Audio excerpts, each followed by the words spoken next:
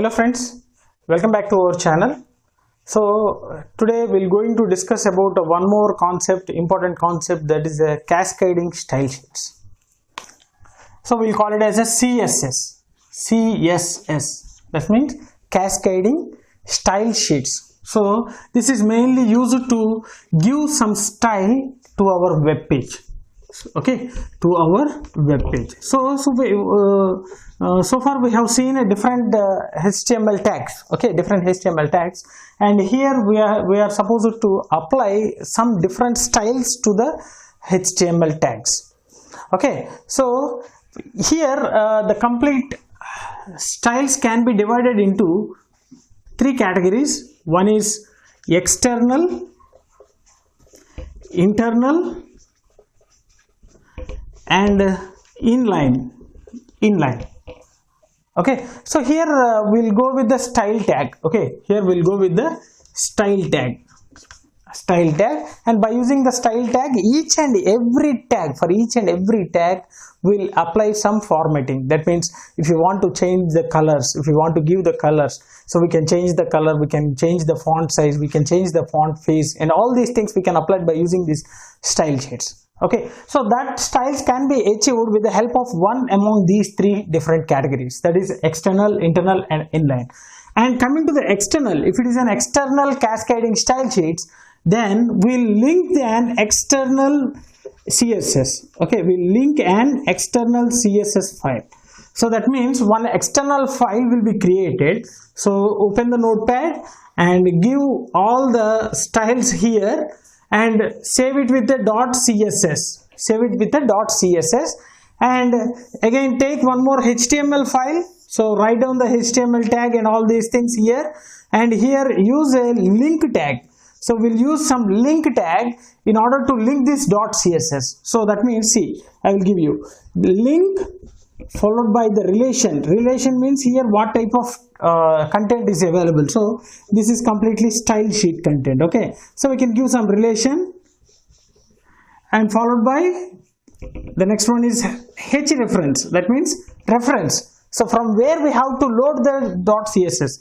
H reference is equal to, here we have to give the path. Okay, the path of CSS file. So by using this link, okay, by using this link tag, we can achieve the style sheet. Okay, we can link the separate external style sheet to our web page. Okay, so for example, if you want to change the background color, go with the body tag. Okay, go with the body tag, and inside the body we have to give the background color. So apply the style tag. Okay, so if you are going with the external style sheet, go with the style tag. Inside the style tag, write down the selector. So selector is a tags. Okay, whatever the tags we have studied in the HTML, that each tag will be a selector. So for each selector we are supposed to give different formatting. So like this. So if you go with the body, okay, just open the curly brace, and write down here. So there is an attribute called background color, color, colon. Okay, here we should not use the is equal to, here we have to use the colon, give the color here, what we want to get the background color. I am giving some green, and close. So whenever we are using the body tag, this style will be applied. Okay, whenever we are using the body tag, this style will be applied. And if you want to go with the headings, H1, okay, so in our complete web page we may write different headings, right?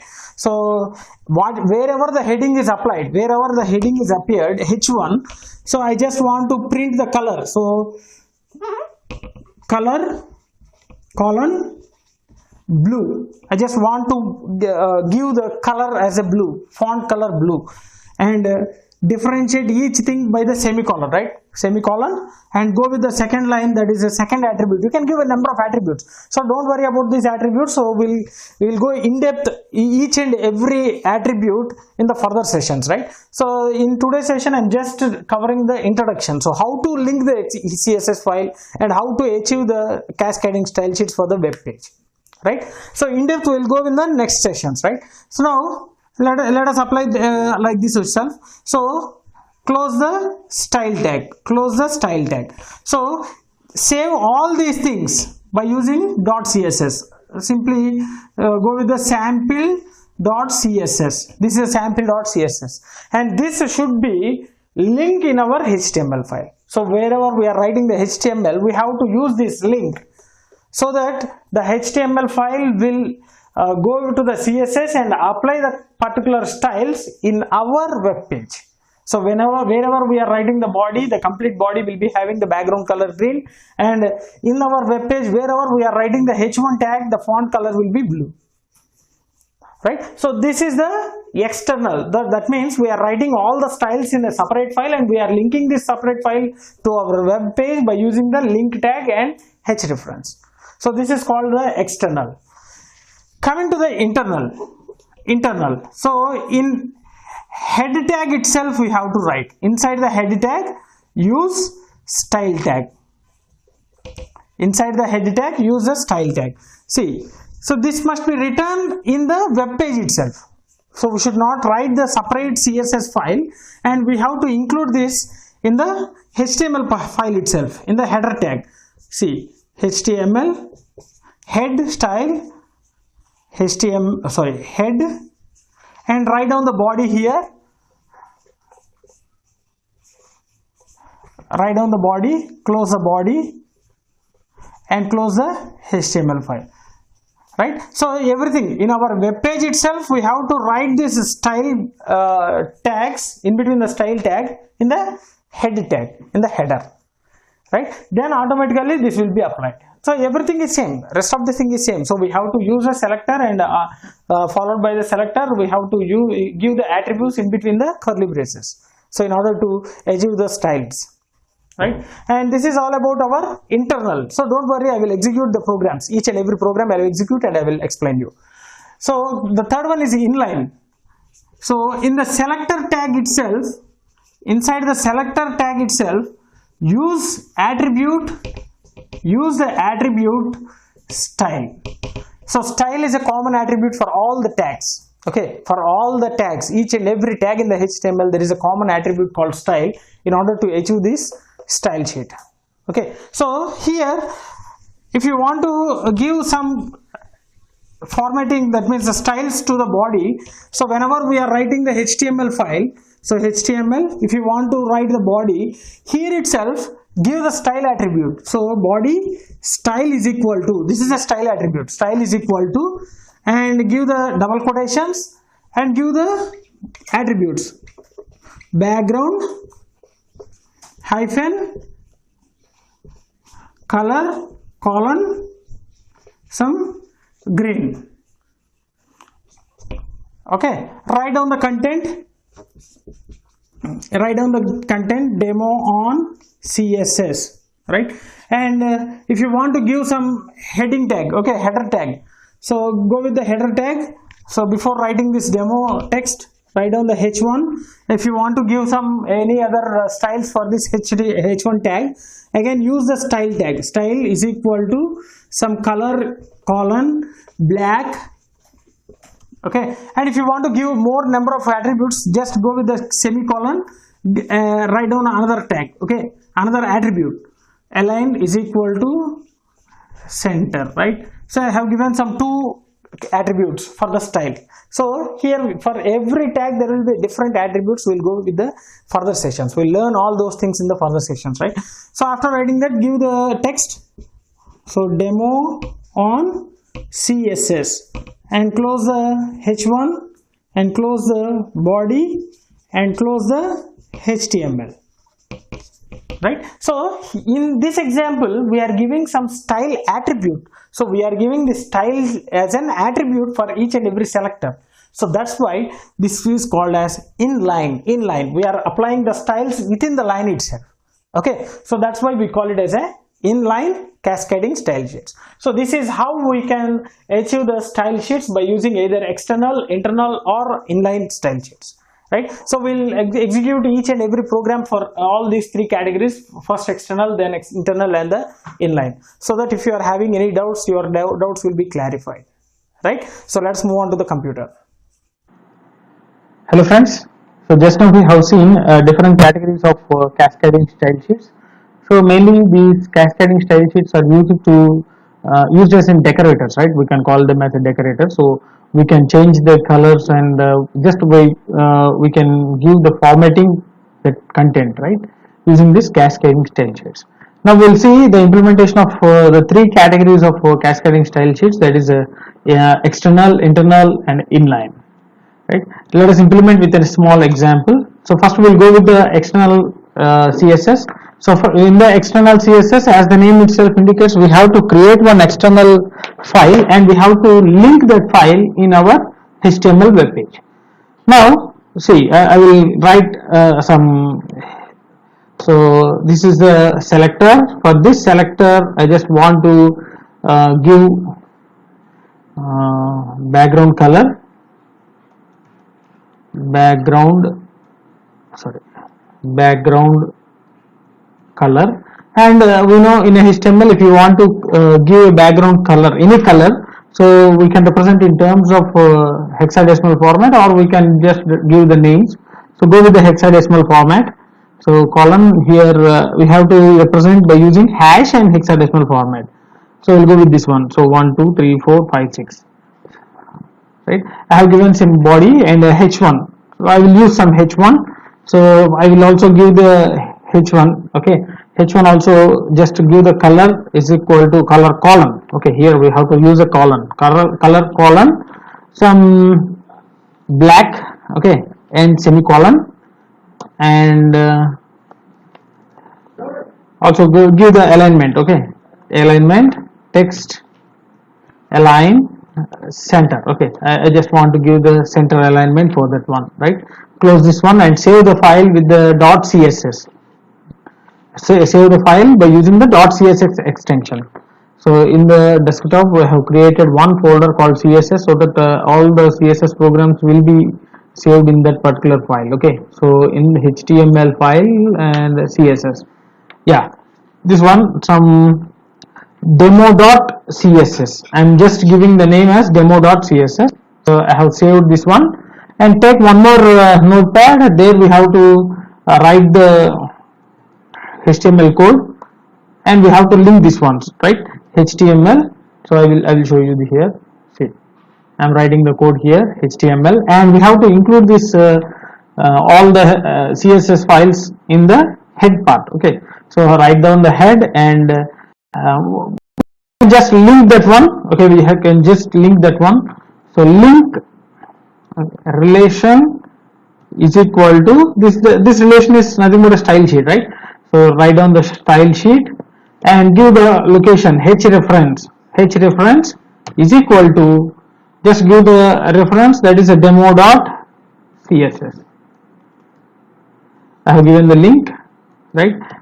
Close the head and go to the body tag and h1, and here write down this is sample demo for external cascading style sheets, h1, and close the body and close the HTML, okay. And now save this file by using some HTML.html. So I will use external CSS.html. So this is the demo for external CSS. I will save this file. So go to the folder, and just by double clicking on that we can implement the file, okay, external CSS.html file. So go to the folder, and here you can find the CSS folder. Inside the CSS folder, just now we have created some external CSS.html. So click on that one, and yes, so you can observe here. So the background color is given in the form of hexadecimal, and the font color, right, the font h1. See, let us go with the CSS, okay.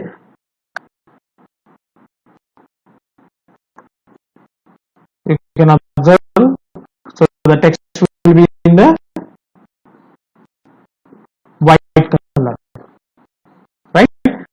So this is how we can implement the thing. So here in the HTML file you can observe we have not given any background color in the body tag and the text color in the h1 tag, but here we are given the style sheet. In the style sheet we have given some formatting tags for each and every selector. So selector is nothing but our tags. Okay, so here body, h1, okay, heading tags, paragraph tags, and all these tags will be a selectors.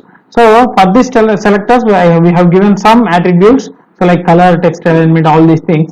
So we are just including this CSS file in the HTML file so that it will be executed. So this is the example for external CSS. Now we'll go with the internal CSS. So here externally we are specifying the formatting tags and we are just including the CSS file inside the external in our HTML page by using the link attribute, link tag. Okay, link tag. So we are linking the .css file inside the HTML file, right? So this is how we can implement the external cascading style sheets. Now see, we'll go with the internal. So go with the internal. So again open the notepad and the same thing, follow the same thing,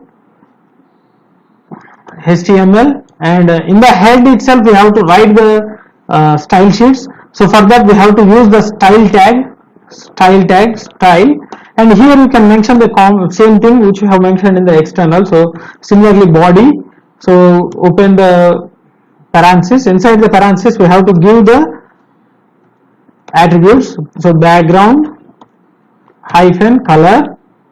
So I will go with one more thing, so hash 654321, so hexadecimal format, right? So close, and h1, so use the tag same.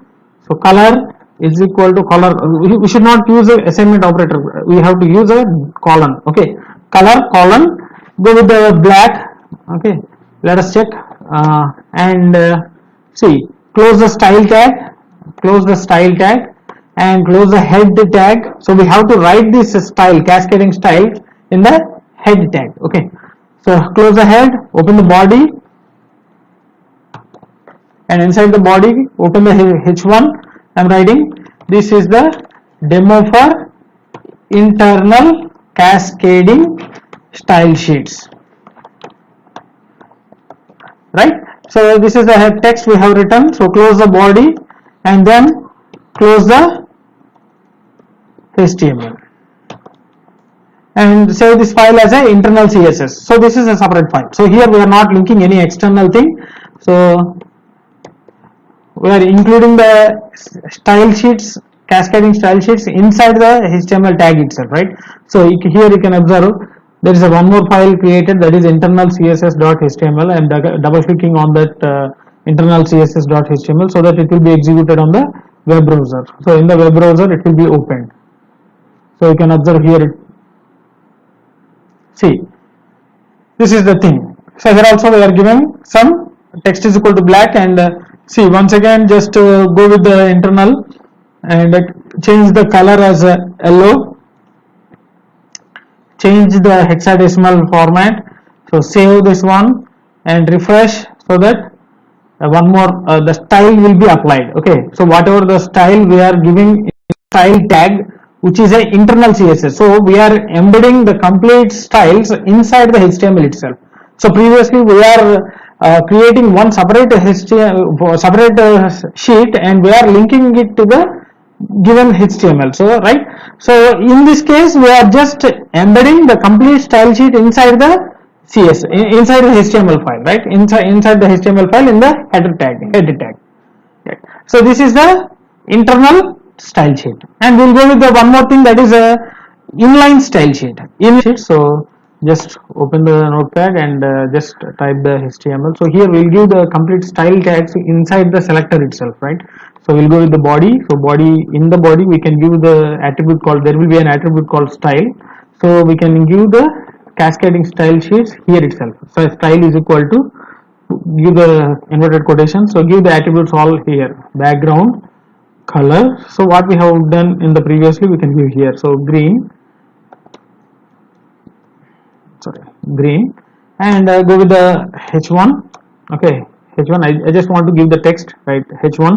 Again here also style, I just want to give the style color, so color is equal to, or sorry, colon some white color, and I want to give one more attribute, so just go with the semicolon and then give it the text align. So align, text align, colon, center. So text alignment center. And now here you can write the thing.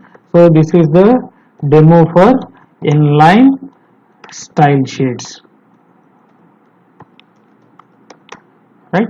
And close the h1 and close the body and close the HTML and save this HTML by using any name. So we'll give inline css.html, right? So in the folder you can observe inline css.html, right? So just double click on that, we'll get the output in the web browser. See, you can observe here the background, it was a green, and the foreground, the color, text color will be some white color. Okay, so if you want to give any other, we can also give here some paragraph tag. Okay, some paragraph tag, we can write some welcome to demo of CSS. Okay, and close the paragraph tag. And if you want to give any some other text here, some other style for this one, go with this one, some style is equal to some color, colon, yellow. Okay, give some yellow color, right? So just save this one and just implement here. So refresh it, we can get here, we can observe here, right? So welcome to demo of CSS. So hope you get it, right? Here we go. So this is the way we can implement the different categories of style sheets. So external style sheet, internal, and inline. In the external, we'll write the complete styles in one file called with the extension .css, and we have to link that CSS in our HTML web page by using the link tag. And coming to the internal CSS, in the head itself we can write all the styles which we require for the selectors, and then we can implement the HTML, right? And coming to the inline, inside the selector itself, by using the style attribute, we can achieve the style sheets. I mean, we can achieve the styles to get applied on the particular text. Okay, so this is how we can implement these cascading style sheets. So we'll stop here, and if you are having any doubts regarding this introduction to style sheets, so feel free to post your doubts in the comment section. I will definitely try to clarify all your doubts. And in the next session onwards, we'll go in depth with the style sheets with each and every selector, right? So the different attributes applied and different styles we can apply, and all these things, borders, even borders we can apply by using these style sheets, and all these things, all the attributes and the tags regarding the CSS will follow from the next session, right?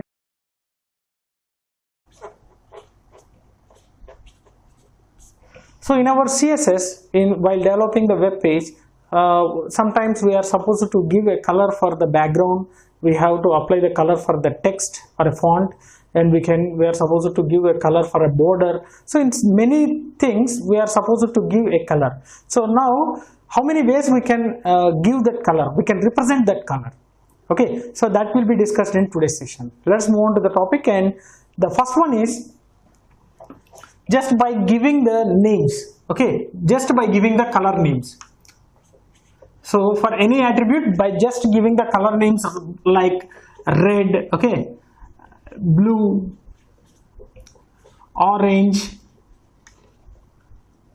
black, so like this, just by representing the color name, we can apply the color. Okay, so these are the maximum, these are the complete names, and sometimes we are unable to represent the color, correct color with the name. Okay, so in such cases we have to go with the another way. So the another way is representing in hexadecimal,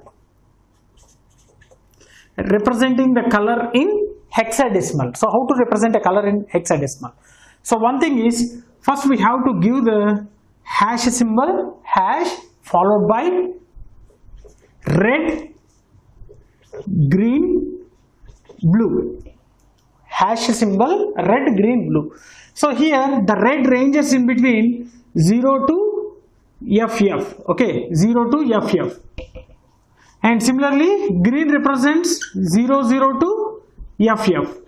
Similarly, blue represents 0, 0 to FF. So this is the combination we can give. So example hash. So give all zeros. It will represent the black color. Okay, it represents the black color. And give all the F's. Give all the F's. Okay, give all the F's. It will represent the white color. Okay, and combination, we can give the combination, some 12 A, B, 4, 5. So this is the combination. So this first two represents the red, second two represents the green, and the third one represents the blue. So by combining all these things, we'll get the color. Okay, one color will be displayed, and that will be applied to the text. Okay, so this is another way. That means using the hexadecimal format. So the third one. So don't worry, I will execute each and every format and each and every combination I will show you. Okay, and the third one, by using RGB function. Okay, RGB function. So here we'll be having some RGB value function which takes the three parameters. First one represents the red, second one represents the green, the third one represents the blue. So this is also numerical. But this function will take the three arguments. So here the red ranges from 0 to 255. Here the red ranges from 0 to 255. And green also ranges from 0 to 255, and blue will be ranges from 0 to 255. So we have to give the combination of all these things to get a color. Okay, so these values. Example RGB function, some 100, some 200, some 150. So this value represents the red. Okay, the red, and this value represents the green, this value represents the blue. So combination of all these three will give some color, will represent some color. Okay, the combination of all these three will give the representation of color, right? So this is another way to represent a color. And the next one, the fourth one, same RGB function with fourth parameter called alpha. Okay, so here the same thing, RGB, and go with the red, first one, green, the second parameter, blue, the third parameter, and alpha is the last parameter. So as we have discussed in the third criteria, third point, so RGB function, red varies from 0 to 255, and green and blue also varies from 0 to 255. The same will be applied in this function also. So here also it will be, all these three will be ranging from 0 to 255. And coming to the alpha specifies the opacity. Opacity means a transparency. So the alpha value will ranges from 0 to 0.0 to 1.0. 0.0 to 1.0. So here the alpha is transparency, or simply we can say opacity, right? So if it is 0.0, if the value is 0.0, that is completely transparent. Okay, that is completely transparent. And if it is 1, it's a non-transparent. Okay, the completely no transparency will be applied. Okay, I will show you the difference. Okay, I will take some ranges. So I will take some 0.0 and I will show you by taking the 1.0. So how the opacity changes, the transparency changes, we'll see in the system, right? So this is one more way to represent a color. So we can represent a color with the help of RGB function with alpha. RGB function, hexadecimal, or a color name.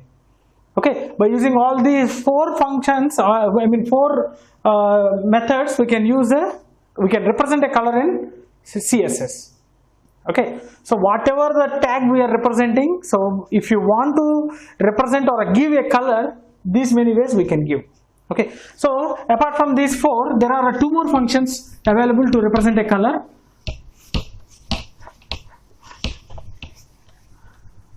The next one is HSL function. So similar to our RGB function, there is a one more function called HSL. So the fifth one is HSL function. HSL function. So this is represented as HSL, giving so hue, saturation,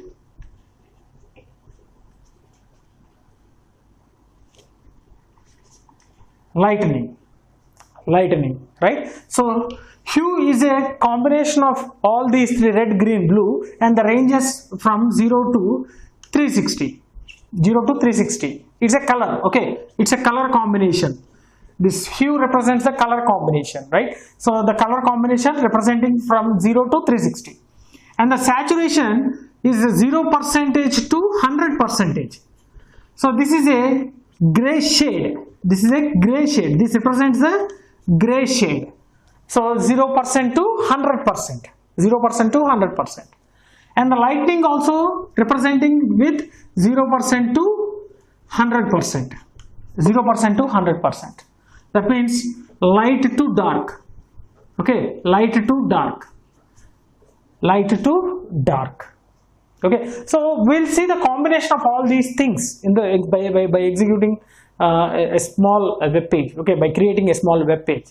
So this is all about our HSL function. We can give the color, gray shade, as well as the lighting, Okay, and the next one, the one more function, that is HSL function with alpha.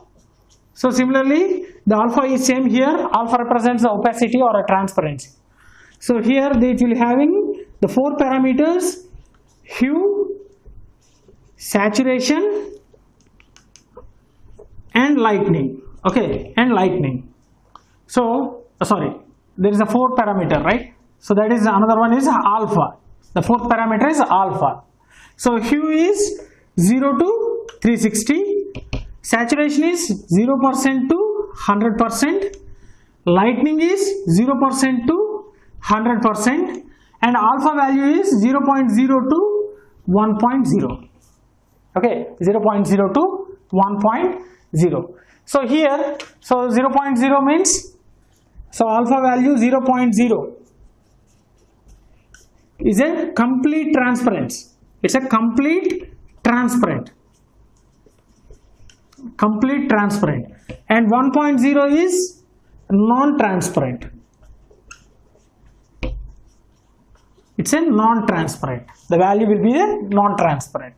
So in these ways we can apply the color format. We can represent a color. Okay, we can represent a color to apply the color, right? So hue, saturation, light, and alpha. Alpha is a opacity, right? So hope you understood. So if you want to apply a color to any tag, like if you want to apply the color for a font, if you want to apply the color for a border, if you want to apply the color for a background, so we can represent that color in these many ways. So by using color names, by using hexadecimal, by using RGB function, by using RGB with alpha, and by using HSL function, with alpha. So we can use one among all these 6 functions, right? So let us move on to the system, and I will execute a small HTML page by demonstrating all these functions with all the combinations, right? Let us move on to the system. Hello friends. So just now we have seen a different color formats that can be possibility to give in the CSS, right? Now we'll see the implementation of each and everything, right? So let us create one web page. Sorry. We'll create one web page and we'll apply the colors in the different color formats. Okay. So first we'll go with the HTML and then we'll go with the body and we'll use some inline style sheets. Okay. So H1 here I will use the style attribute. Style is equal to go to the background color so that we can know about the particular color, right? So background color colon. So first format is giving the names. Directly we can use color names, right? So like red, green, blue, yellow, white, and all these things directly we can do. So we'll go with that one. So blue, and close that one. So give the text. Okay, give the text here. So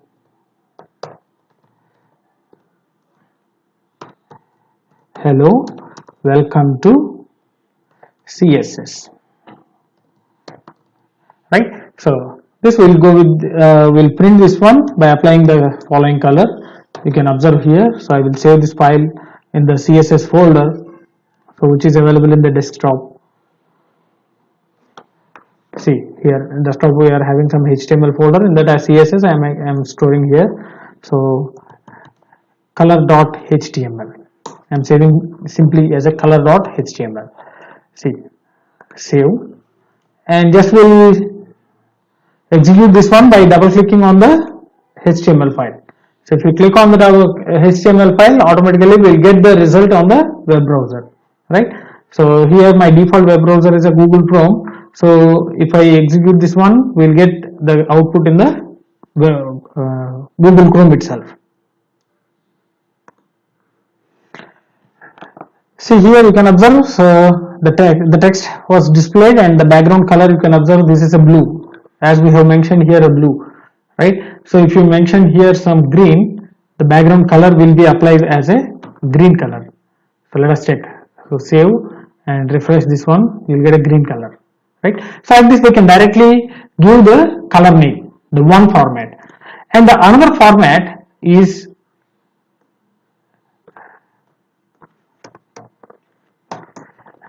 giving the hexadecimal value. So instead of giving this color name, we have to go with the hexadecimal value.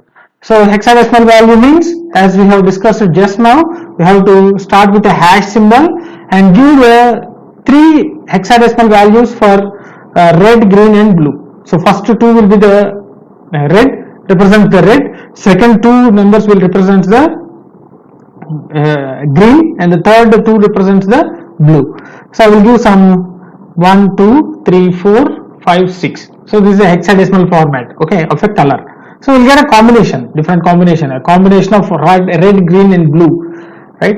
So if you execute this one, see, this is a hexadecimal format, okay? So let us create, so here we are using some color name, okay? So color name just for representation, okay? So here I will use some hexadecimal.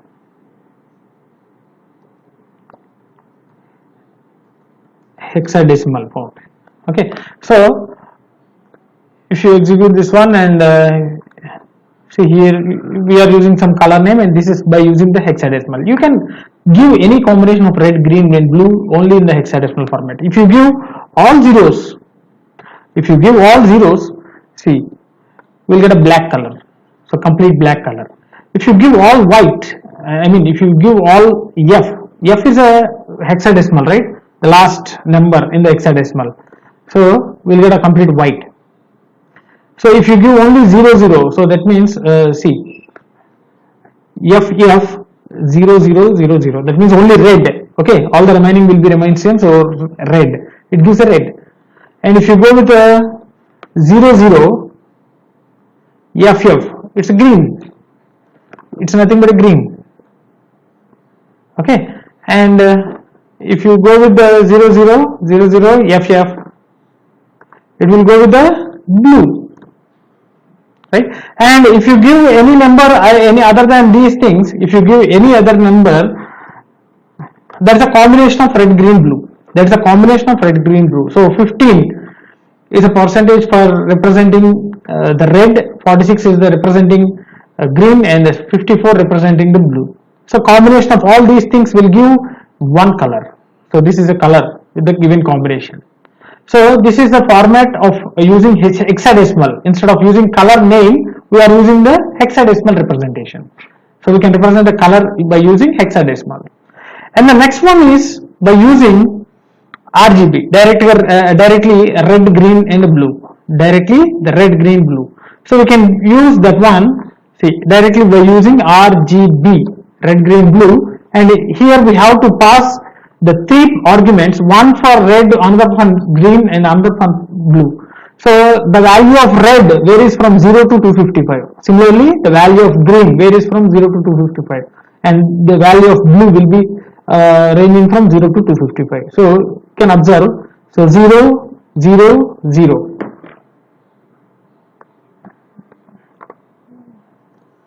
So we'll get the result as a black, okay, the complete black.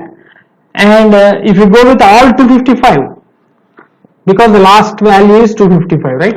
So I'm giving some 255. So if you execute this one, okay, everything will be black, white, okay. And if you give a combination, see, 255, 0, 0, we'll get a red. We'll get a red, okay. If you go with a 0, 255, 0, we'll get a complete green. You can observe, we'll get a green, right? And if you go with a 0, 0, 255, we'll get the result as a blue. We'll get the result as a blue. Okay, so the combination, the values here will be ranging from 0 to 255. So I will give some 100 and I will give here some 200 and here I will give some 155. Okay, the combination of red, green and blue will give some other color. Other than red, green, blue, the combination will be this color. And this is by using RGB function. Okay, RGB function.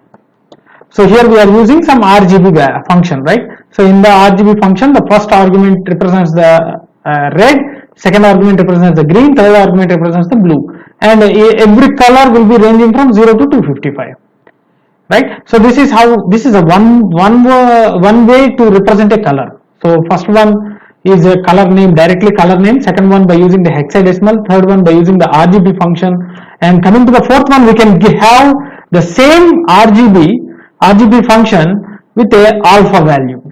RGB function with alpha. Alpha is nothing but a opacity, right? Opacity. Just now we have discussed about that thing. So alpha is opacity. So opacity ranges from 0 to 1.0. So 0 means completely transparent, and 1%, I mean 1.0 means it's a non-transparent. So let us check RGB.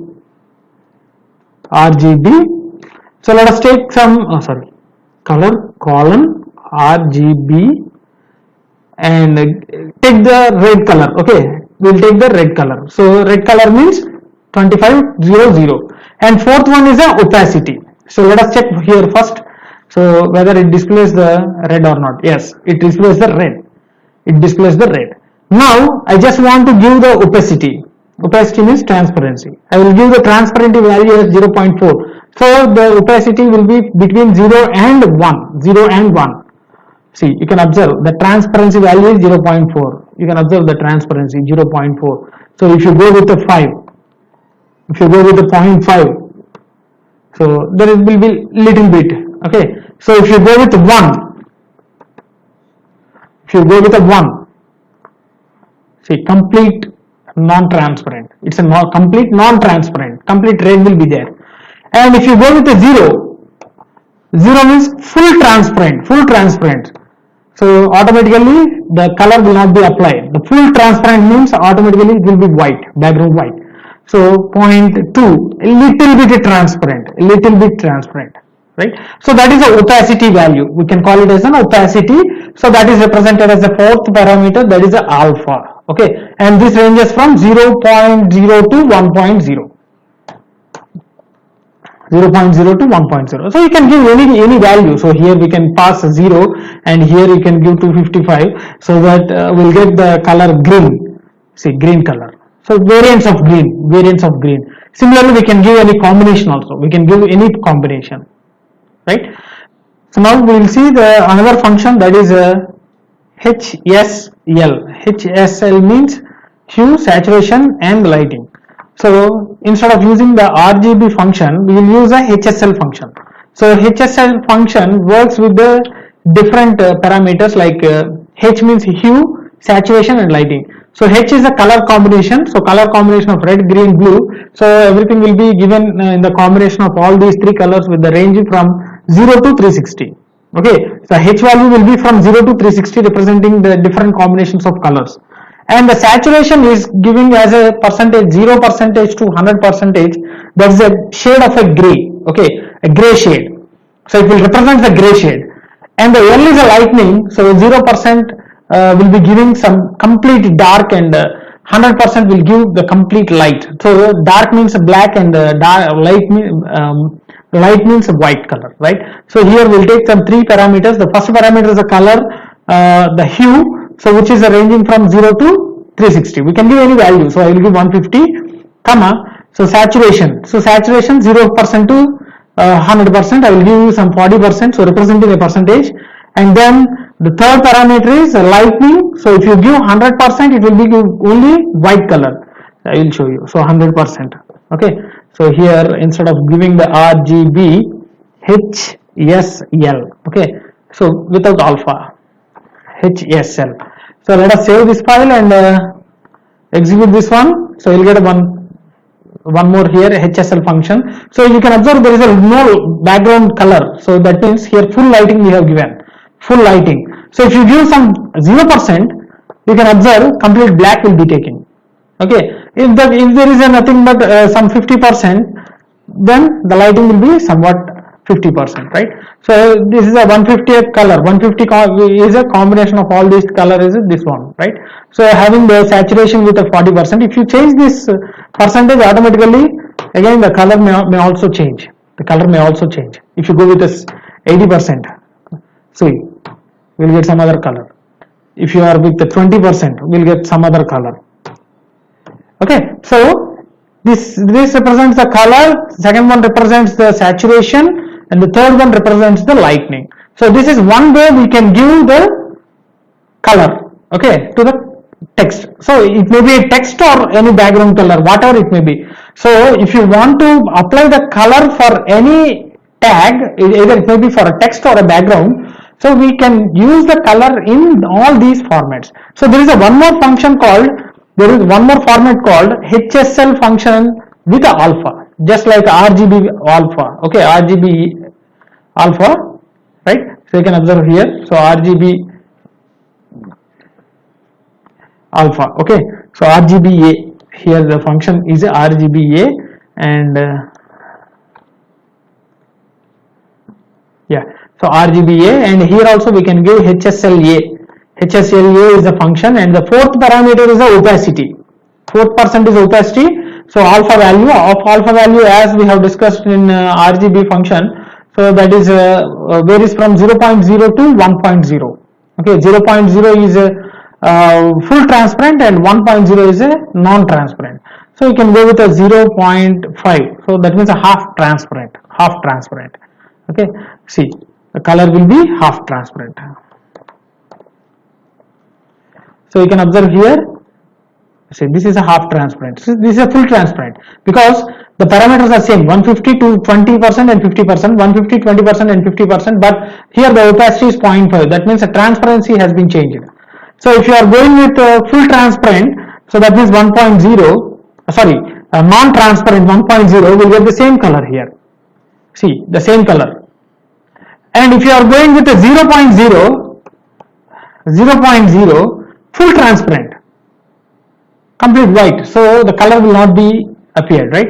So with the 0.2, a light transparent will be there. So you can observe here, light color is there, right? Light color. So this is how we can apply the color formats.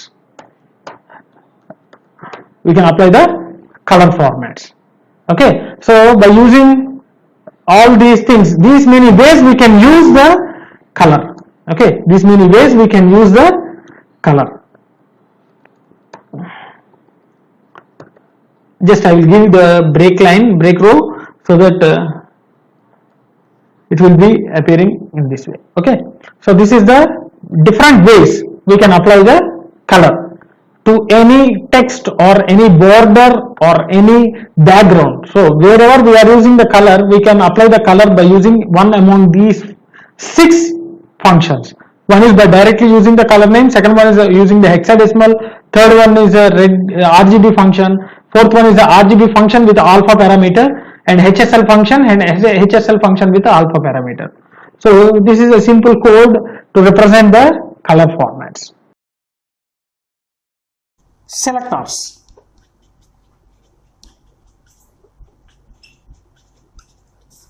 So coming to the selectors, there are different ways to apply the CSS to the selectors. So selector is a tag, HTML tag, right? So the first one is directly using the name of the tag. Okay. By using a tag name, we can apply the CSS. We can apply the CSS. For example, so let us take the code. So this is the code. I'm taking some HTML and then some head. Okay, inside the head we have to write the style, and inside the style we have to write the CSS, and close the style tag and close the head tag, open the body tag. So inside the body we can apply the different data. Okay, we can apply the different data, and after that close the body tag, close the HTML tag. Okay, so this is a normal structure. Okay, so here we have to apply the CSS, and here we have to apply the normal text. What is the content we need to apply or we need to display on the web page.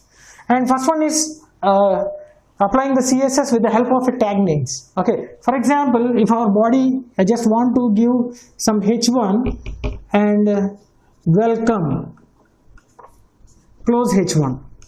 Okay, I just want to display this kind of text, and I just want to apply the CSS for this tag h1. So wherever we are writing this h1, so for everything the particular CSS will be applied. For example, here by using the tag name, here we have to specify direct tag. So h1, so h1 is nothing but a tag, right? So these are the tag names, followed by open braces, and here we have to apply the CSS. What type of beautification should be done on this, that should be written here. So I just want to go with the background color. See, background color colon, just go with the red. I'm going with the red. Okay, and if you want to give a multiple attributes, put the semicolon, go with the one more attribute, color yellow, close, color yellow. Now in our body, wherever we are writing this h1, for that particular content, this style will be applied. That means here the welcome will be having a background color red and the font color yellow. That will be displayed on this web page, right? So we are applying the CSS to the tag by using the tag name. Okay, by using the tag name. So for example, if you write one more h1 and we are writing some other text, so the same style will be applied for that particular tag also, that particular content also, right? So that means we have to give directly a tag name, like h1, okay, paragraph, h2, etc. So like this we can give anything, okay, directly we have to go with the tags. And the second one is ID based, okay, ID based selector. So ID based selector means, so in the previous sessions we have covered one session, that is a general purpose attributes. In the general purpose attributes we have covered two attributes, that is ID and class. So for every tag, these are the common properties, the common attributes. For every tag we can specify one ID and a class. Okay, so what is the purpose of using this ID and class? So we can apply the CSS based upon the ID or a class. So here you can observe, second example, if I just want to give the based upon ID, so instead of here I have to give ID, right? See, h1, go with the ID attribute, ID is equal to give some heading, some ID, some name, any name. Close this one, write some text here and close the H1. Close the H1. And here, instead of giving H1 tag name, we have to give the class name, ID name. Okay, instead of giving the tag name, here we have to give the ID name. Here ID is head. So here we have to write head. But it is an ID. So we have to specify with a hash symbol. So we have to prefix the IDs with a hash symbol. Hash ID so and so. So wherever you have given this ID, for all the content, the same text, same style will be applicable. For example, after that one, you are writing some paragraph. So here also I am giving the same ID. ID is equal to head. Okay, I am writing here HTML. I am closing the paragraph. So here both the welcome and HTML will be applied with the same styles because both are having the same ID, head. So first it will search for the ID, and this particular style will be applicable for all the content which is placed under this ID. Okay, this is all about our second way of applying the style sheets. And the third one is class based. Similar to our ID based, the thing is class based. So here also the class is also a general purpose attribute for all the tags. For each and every tag we can use the common attribute called a class or ID. So similarly here, instead of giving ID, go with the class. Okay, so H1 class head. P ID head. Okay, here go with the one more thing, head1. Okay, head1. So H1 class head1, welcome. P ID head HTML. So here I have to go with the head1. Same, apply the same thing, or just give the font color is equal to some green. So the font color will be green, for which we are giving the class as ID head1. Okay, class as head1, right? But here, in order to represent that class, we have to specify it as a dot. We have to specify with a dot. Dot head1. That means a head1 is a class, not an ID. If you specify hash, it is a ID but not a class. Okay, for everything there is a representation. So here we have to use a hash symbol. Here we have to use a dot symbol, class dot symbol. And the fourth category is universal selector. So universal selector means, so irrespective of the tag, for everything the style will be applicable. Okay, irrespective of the tag. So if I want to display all the content of my web page in a green color except the thing which I have written in H1. Okay, so I have written some paragraphs and H1. Everything should be written, or everything should be appeared in some green color. Okay, and only H1 tag should be displayed in a different color. So for that one, I will give H1 class head, and here I am not giving anything. So P, HTML and so on. So whatever the content we can write here, and here instead of writing here head, go with the star. Don't write anything. Okay, we should not write anything. Just by placing star followed by the CSS, this CSS will be applicable for all the tags. Okay, all the tags.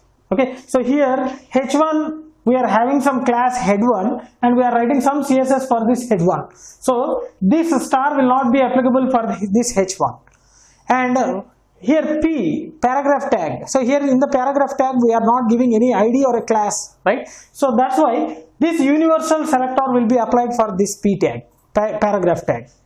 That means this style will be applicable for all the content without any ID or a classes, right? So this is how we can use the universal selector. That means a star. There's a star. And the next one is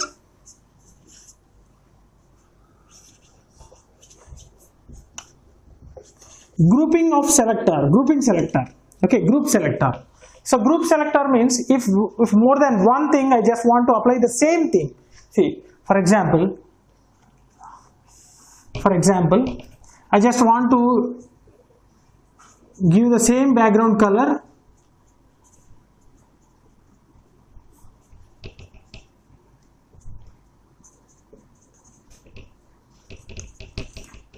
See, same background color, and this is applied for H1 and this is applied for H2. H1, H2 are the headings, heading tags.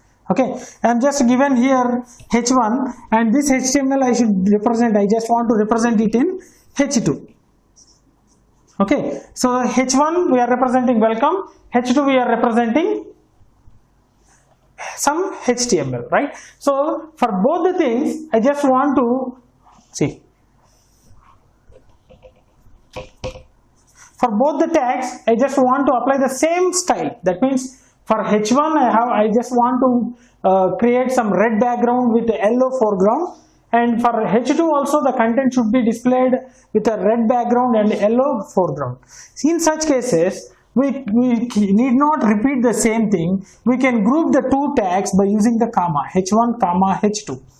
So simply we can group the tags for which we have to apply the same style by differentiating with the comma. So here I just want to apply the same thing for H1 tag and H2 tag. So I am grouping them by using a comma, H1 comma H2, giving the same thing, so that the same style will be applied for all the tags which are grouped here. So not only the two tags, we can give a multiple tags. We can group a multiple tags with the same style sheet. Okay, if all the content should be same, we can directly go with this universal selector. If all the content should be having the same style, we just simply go with the universal selector, right? So these are the different ways how we can apply the CSS to the tags. First one, by using the tag name, directly by using the tag name we can apply the CSS. And the second one, ID based. For every tag there is a common attribute called ID, so we can give the ID, and based upon the ID we can specify the CSS. And similarly, class based is similar to ID. Every tag will be having the class name, okay, class attribute. We can give a name for the class, and by using the class name we can apply the CSS. And the next one is a universal selector. If all the content should follow the same style, we can directly go with the same, this universal selector, that is a star. It comes with all the tags. It will be applicable for all the tags. And the next one is a grouping selector. If more than one tag need to follow the same style, we'll go with this grouping. We'll group all the similar tags which will follow the same style by separating with the comma. So this is how we'll use the selectors to apply the CSS style sheets. Right? So hope you understood. We'll move on to the system. I will execute each and every concept, that is the tag name, ID based, class based, universal selector and a grouping selector. We'll create one web page and I will show you the differences among all these things. Right? So let us move on to the computer. Hello friends, just now we have seen different types of selectors. So now we'll implement one by one. So first let us take a notepad and we'll see the first type of selector, that is applying the CSS with the help of a tag name. Okay, so for this we'll use internal CSS. So HTML, and coming to the internal CSS, we have to write the style tag in the head tag, right? So in the style we have to go with the tag name, so let it be H1, and if you are applying the H1, so the color should be a background color. We'll go with the background color. Okay, background color should be some green. Okay,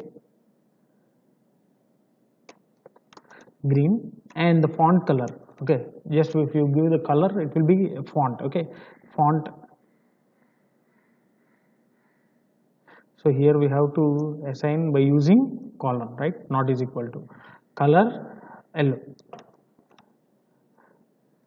So I am closing this one. See, I am closing the style tag, head tag. I am writing. I have to write the things in a body, right? So I am giving some H1.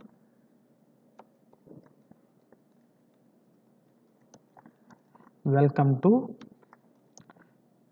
selectors.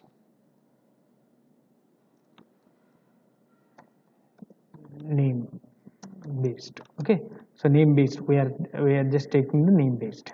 So I'm closing the h1, I'm closing the body and HTML. So I have to save this one. So I will save this one in the CSS folder, so which we have created in the previous sessions, right? So we'll save all these files in the same thing. So in the HTML folder, we are having some CSS, and in the CSS, I'll save with the name as selectors.html. So our file has been saved at the location. So just open that, and we will, by double clicking on that selectors.html, it will be executed in the web browser. Let us see. Yeah, you can see here. So this is a normal thing. This is a normal thing which we have studied in the internal CSS, right? So we are just giving the name, and beside the name we are giving the CSS. So what are the attributes we want to apply, that should be given here itself. That is based upon the tag name. So here we are directly giving the tag name. Okay, tag name. Okay, and this is the first and a basic thing. So how to apply the CSS based upon the tag name. And the second category is based upon the ID. So in our previous sessions, we have taken one session called the general purpose attributes. In that we have seen the ID and a class, two attributes. So those two attributes will be used to apply the CSS, right? So here we can see, if it is a ID based, here we have to use hash h2, okay, hash h2, and apply the same, give the attributes background color black, color white. Okay, I'm just giving the h2, hash h2. Okay, so here I just want to go h2, and here we have to use the parameter id is equal to, so here we can go with the head2. Okay, head2, right? So here also we have to pass that id, so head2, and here we can write welcome to selectors ID based. Okay, ID based. So I'm closing the h2. You can observe here. We'll execute this one, and we'll check this one. See, you got it, right? You got it. So this is the h2. So h1 is somewhat bigger and h2 is somewhat small, and here we are giving. So whenever you go with the code, see, the second one is a ID based. Whenever you are using the ID as an attribute for any tag, based upon the ID we can apply the CSS by just prefixing as a hash symbol. So if you give the hash, that implies this is an ID. So it will search for the ID, so it suits in the h2. So here it will be applied. So background color black and color white. The font color is white. And this is about the ID attribute. And the next one is a class. Okay, class. Now we'll see class. So class means here we have to suffix with a dot. Okay, dot class name. Okay, head3. Okay, and background color some blue,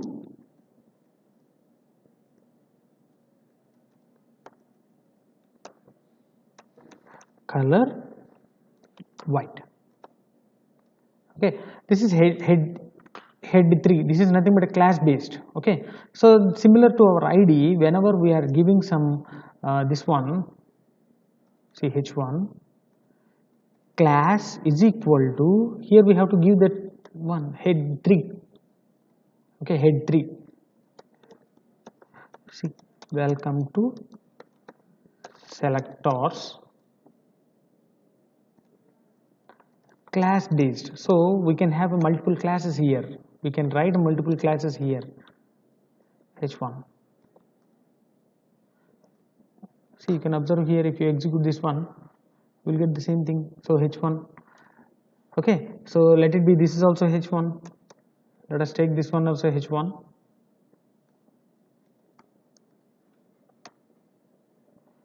See, you can observe in all these three cases we are writing only one tag, that is H1, but we are getting a different style sheets, okay, styles, different styles. So because the first one is based upon the tag, so H1 is here, so based upon the tag it will be applied. And the second one we are giving some ID is equal to head 2, so that's why it will go for the head 2, so it is head 2 here, so this will be applied for this one. And the third one we are creating some class, and we are passing this class name in the this one, okay. So if it is a ID, we have to prefix with the hash. If it is a class, we have to prefix with the dot, okay. So one class may have a multiple this one, okay. So we can have a multiple IDs, different classes, okay. And the next one is a universal selector. Universal selector, so universal selector means the rest of the thing, whatever the tags it may be, for everything it will be applied here, okay. Background, let it be color some red, okay. I'm giving color red. So whatever the tag we are writing other than this class or ID or any tag, so remaining things, see, I'm not giving any other things, just I'm writing here, welcome to selectors universal selector, okay. So you can observe here, you can observe here, so we got in a red color, okay, red color. That means we are not specifying any heading or any other tag here, but so that's why it will go with the universal style sheet, okay, universal style sheet. So star means it will be applicable for everything, so for which we are not specifying the attributes, so for everything it will be applied. So this red will be applied, okay, unless you specify with any class or ID or a tag, the rest of the things will be applied for this red, okay. And also next, the last one is a grouping. If you want to go with the grouping, okay, we can get a multiple one. So H2, okay, I'm giving some welcome to selectors grouping, okay. So I'm going with H2, I'm closing the H2, and again I'm taking the H3, okay, welcome to selectors. This is also a grouping, okay, grouping. I want to close the H3. So see, if you execute this one, H2 doesn't have any style and H3 doesn't have any style, so automatically the red will be displayed, okay, the text will be displayed on red, you can observe here, see, red, okay. And if I want to group all those things, that means H1 comma H2, give the names or a class or ID, whatever it may be, okay. H2, so go with the background color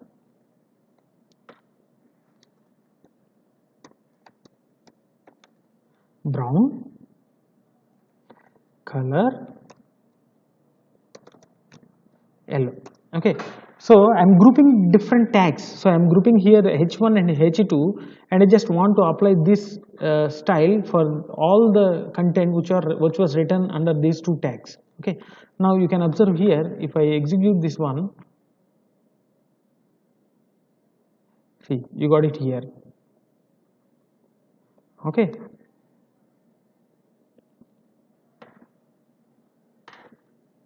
Sorry, I have given a wrong thing, H2 comma H3, okay, H2 comma H3, so I have to go with this one, see, yeah, you can observe here, these two are grouped, so H2 and H3 tags are grouped, okay. So for multiple tags also we can give a single style, so that can be grouped with the help of a comma, Okay, so these are the different types or different ways we can apply the selectors. We can apply the CSS based upon the selectors. The first category is the name, so we can directly give the name of a tag so that the content which was written under that name will be having this particular style. And second one is a ID, so ID based. So ID based means we have to give an ID as an attribute for the tag, and we have to specify one name, and that name should be used in the style tag in order to apply the style. And the third one is a class based. So here also similar to ID, we have to give the classes. Okay, and the next one is this universal selector. Universal selector means all the things other than the specific class or ID or any tags, all the remaining text or all the remaining content will be applied with this particular style. And the next one is a grouping, so we can combine two or more tags and we can apply the same style for those group, right? So for that purpose we are going with the grouping selector. So just by using a comma we can group different tags to apply the CSS, right? So hope you understood this one. So these are the different types of selectors. So these many ways we can give. So as I have said earlier, in the general purpose attributes, ID and class are used for applying the CSS. So this is the example for those general purpose attributes.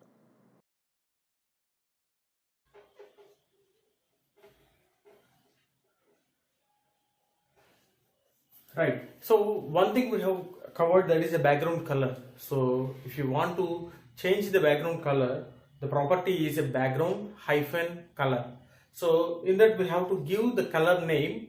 We have to represent a color using either name of the color or using the hexadecimal format or using the RGB function or HSL function.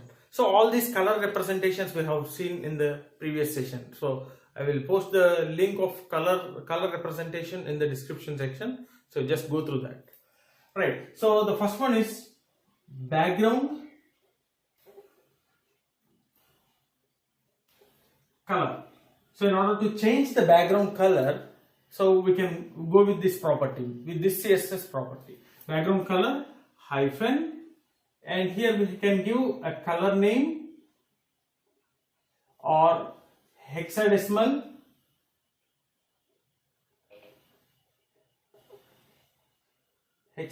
format or RGB function or HSL function. So whatever it may be, we can give. Okay, HSL and RGB.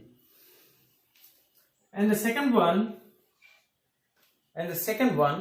if you want to give the background image, okay, if you want to load the image to the background, so that we will give it as a background hyphen image, colon, give the URL, open parenthesis, inside the parenthesis we have to give the location, so exact location where the image is presented. So here just go like this, C / some images, okay, images / some logo .jpg. Okay, so this is very important, / and all these things. So you go through that, and this is the syntax in order to load the image to the background. And if you load this image to the background by using this one, the image will be continuous and it will be filled with the complete screen. It will be repeated. Okay, if the resolution of that particular image is less than the screen resolution, that image will be repeated to fill the entire screen. Okay, so don't worry, I will execute the program, I will execute the code, and it will let you know about all these properties, right?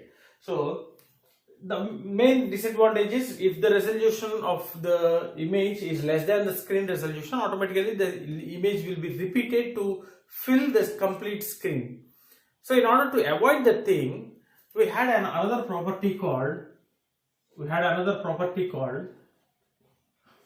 background hyphen repeat. So by default it is in a repeated position. So that for that we have to give the value as no hyphen repeat. So if you give this one no hyphen repeat, the data, I mean the image will not be repeated. So even though the resolution of the image is less than the screen resolution, the image will not be repeated. And this is one thing. And the next one is attachment. So here by default the image will be in a scroll level, okay, scroll position. That means if the page consists of a lot of content, and if you are enabling the scroll bar, automatically the scroll bar will be enabled. So you have to scroll down for getting the complete web page.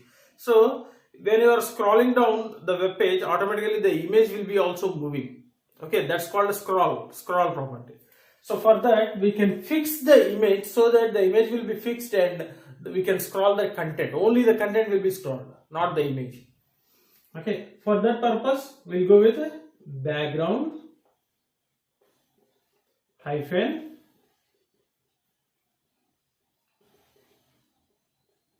attachment. Background hyphen attachment. By default it will be in a fixed position. Right? We have to sorry. By default it will be in a scroll. Okay, by default it will be a scroll, and we have to change it to the fixed. One. Right? And the next one is position. So where exactly the image should be displayed. Position. Okay. For that we will go with the background hyphen position. So here we have to mention the position. Either it can be left, right, center, left top, left bottom, right top, right bottom. So these are the values, and for this one we can go with the fixed all scroll. Is a repeat or this one. So this is a default. So if you are not specifying any background underscore hyphen repeat, so it will be in a repeat position, and this is a default here. Okay. See, these are the positions where we can apply the background. So where we want to display the image. Okay. So if your screen is this one, left, that means the image will be here in this position. Okay, I'm writing a small thing. Right. Okay. Sorry. Left means it will find the center and it will be displaying. Right. This is the right. And this is the center.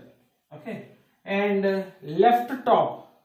So this is the left top. Left bottom. This is the left bottom.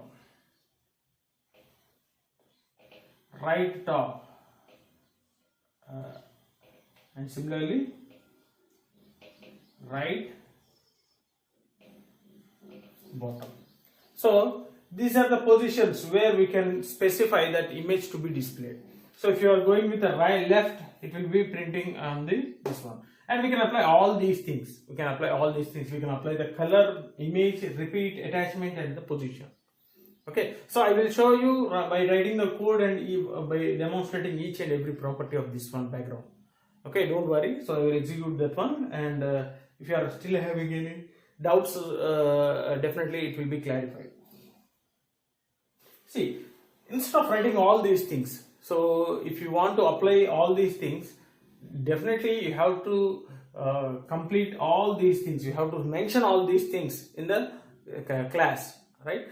So in order to avoid all these multiple lines, there is one more property called a shorthand property for this background. Shorthand property. So that shorthand property will be having, I will erase this one. There is a shorthand property. Shorthand property means we can apply all these things in a single line. Okay, we can apply all these things in a single line. So there is a shorthand property.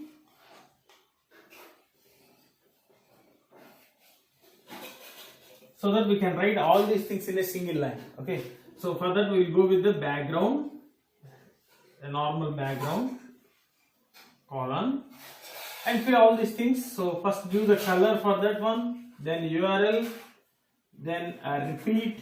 Okay, a repeat, attachment, and position. See, we have to follow the same order.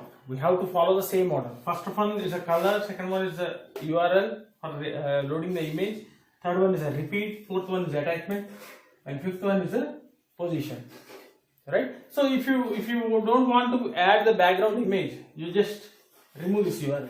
If you don't want to apply the repeat, that means by default it will be a repeat. Okay, so if you want to repeat the image multiple times, replace this one, remove that one. And if you want to let the image should be scroll, okay, just remove the attachment. So like that we have to follow the same order. That means first a color, next URL, next a repeat, next one attachment, and then the position.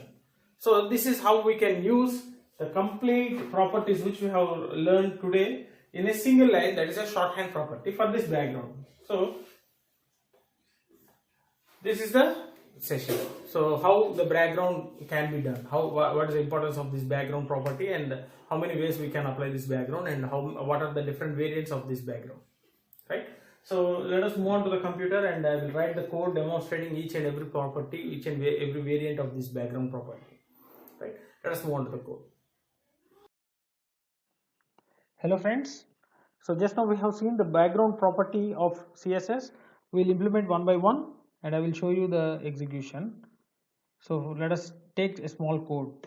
Okay, so first of all I will write some HTML code, and I just want to print some text message. Okay, I will display some text message.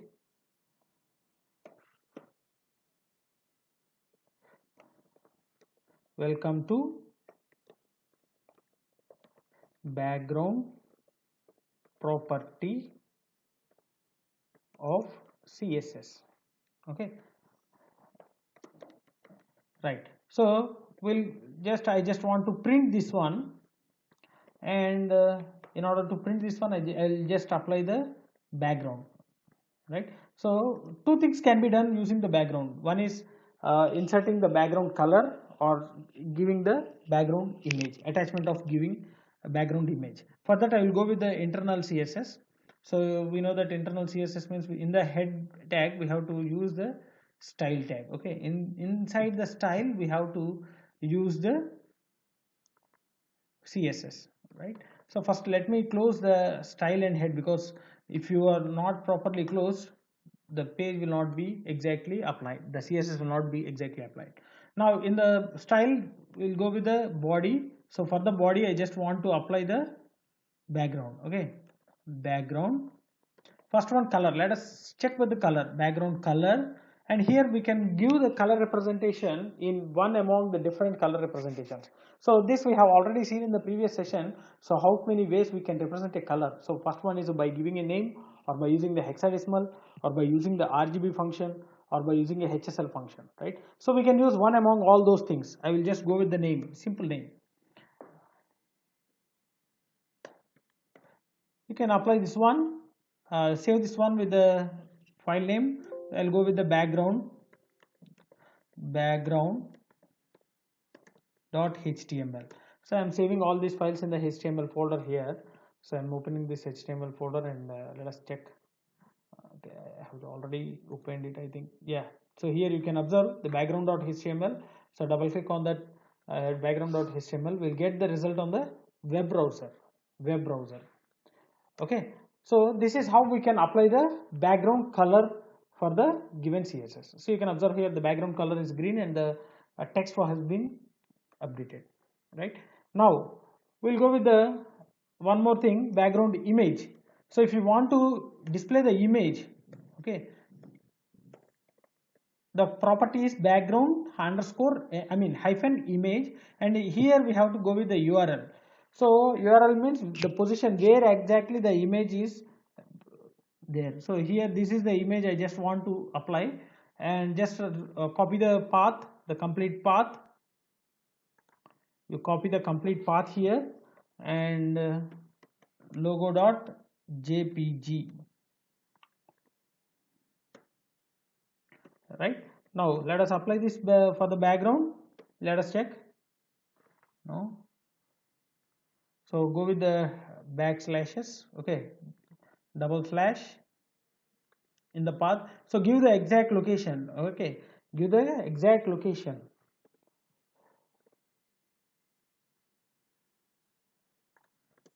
Background hyphen image URL, and yeah, I have closed it here the CSS. Now it will be displayed. See, yeah, you can observe here the background image was repeated because the background image, the resolution of the background image is less than the complete screen resolution. So automatically it was repeated. Okay, it was repeated. Now if you don't want to repeat this one, there is a one more property called, okay, there is a one more property called background hyphen repeat. Background hyphen repeat. See, we'll go with this one, background hyphen repeat, and for this we have to give the value as no hyphen repeat, so that the image will not be repeated. The image will not be repeated. So you can observe here, so without this one, without this attribute, the image will be keep on repeating, okay, to the complete screen. And there is a one more thing, we can change the position of the image. So where exactly we need the position, so background hyphen position colon. Here we can give either left, right, center, right top, right bottom, left top, left bottom. So all these are the different values given for the background position. Let us move on with the right. So right, okay, so I'm just giving the right. You can observe here the image was displayed on the right, and if you go with the left, okay, if you go with the left, you can observe the image was in left, and if you go with the center, you can observe it was in center. Okay, so these are the three values given for the background position.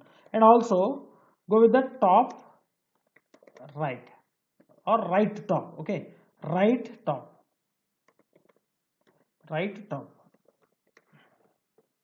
see, right top, and go with the right bottom, so the image will be displayed on the right bottom, and go with the left bottom. Okay, left bottom and left right, left bottom and left top. Okay, left bottom, so left bottom will be displayed, and left top, so you can observe the display will be left top. Now I just want to go with the center. Let me fix it in the center.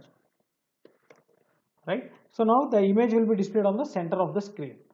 I just want to give a multiple lines of this one so that the scroll will be applied.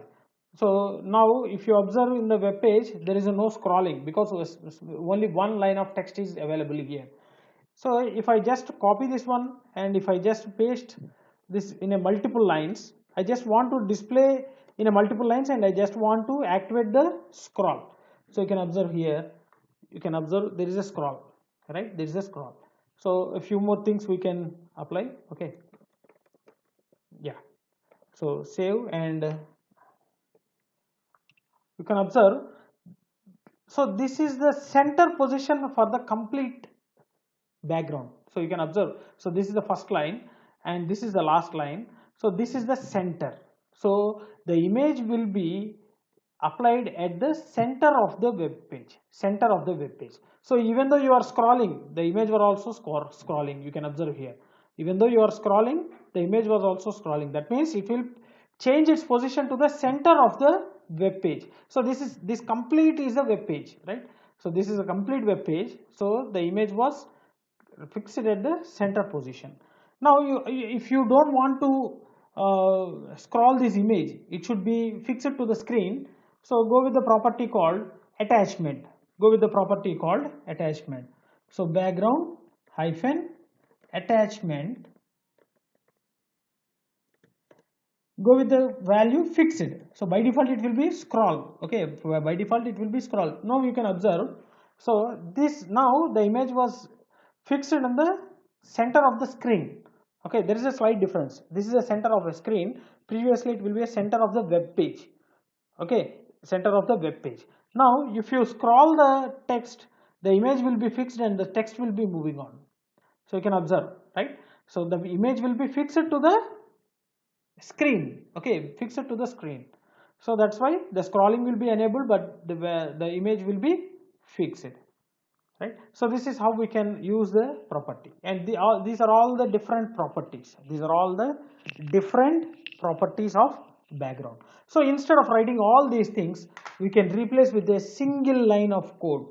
Okay, we can go with a single line of code called, see, I will replace everything with a simple thing.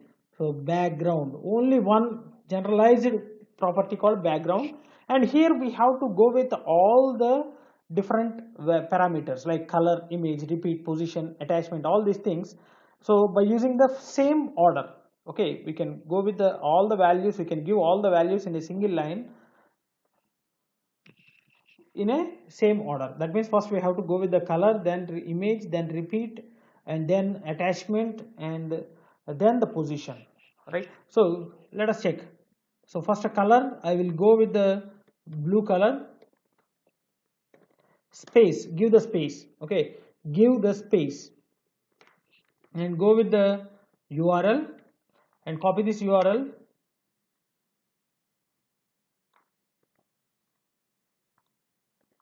Copy this URL, space, go with the repeat function. So if you want to repeat, you can leave that one. Okay, by default it will be repeated.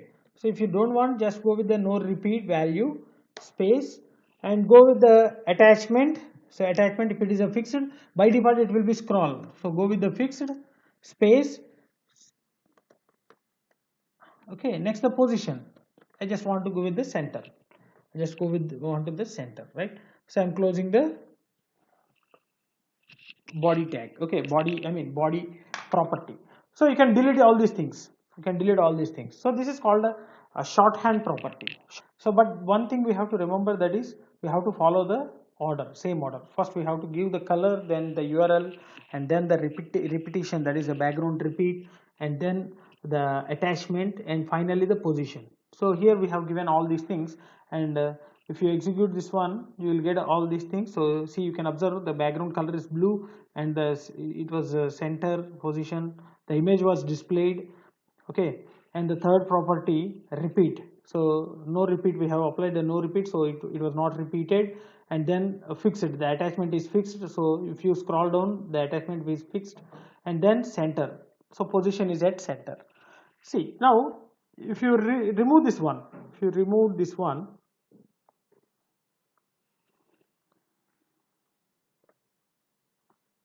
you can observe, right? By default it will be a repeat. So if you don't want to repeat, just go with the no repeat.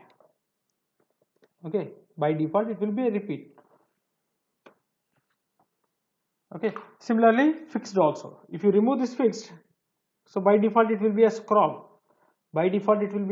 So the image will also be scrolling. Okay, so just follow the order.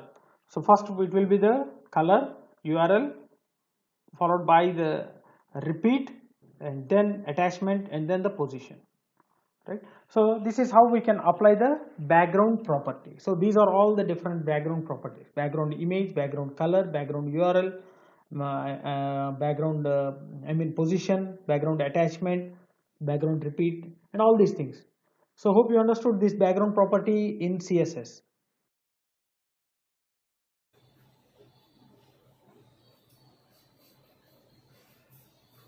So how many ways we can apply the borders? So what are the different styles that we can apply the border for the given text, right? So that we'll see. So in order to apply these borders, we have to go with the attribute or a property called border hyphen style.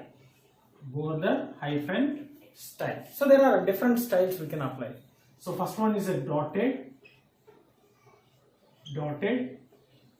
dashed, solid, double, groove, ridge, inset, outset, and by default it will be none. Okay, by default it will be none. So for everything there is a separate representation. Okay, we can represent the border in one among all these styles, right? And apart from these styles, so I will execute each and every style. I will show you each and every style by writing the HTML code, right? So, and one more thing we can apply is border hyphen width. So how much width we can give for that particular border. So whatever the style it may be, we can apply the width, and this width can be represented in pixels or percentage. Pixels or percentage. Okay, so example, some 25 pixels or 25%. Okay, so one among these two things we can represent the border width for all these border styles. And the next one is color.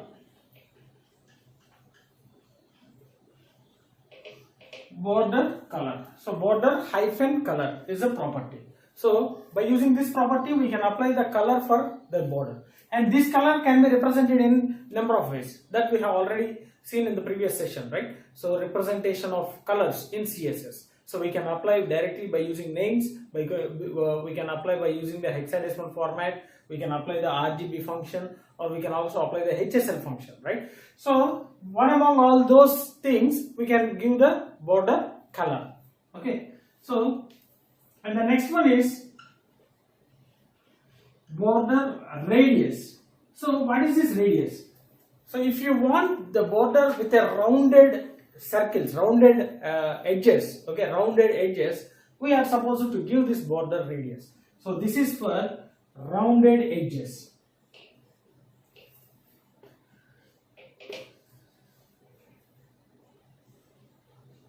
Rounded edges. So this should be represented in terms of pixels. Px represents the pixels. So here we can give some 25 pixels as a rounded edge. So according to the given pixel, the edge will be taking it. So I will show you the example, right? I will show you the example. So these are the different properties we can give. So here we can give the name of a color, or hexadecimal, or RGB function, or HSL function, right? So whatever it may be, we can give, right? So these are all the border, color, width, radius, and a style. And one more thing, this style can be represented, I mean this style will be having a 4 values. It will accept 4 values. So it will accept 1 value, it will accept 2 values, it will accept 3, and as well as it will accept 4 values. So we'll see what is it. So I will show you all these things by executing some small HTML code. So each and every option I will explain, no problem. And coming to this style, see, there are four values. This border style will be applied for 4 values. One is border top style, border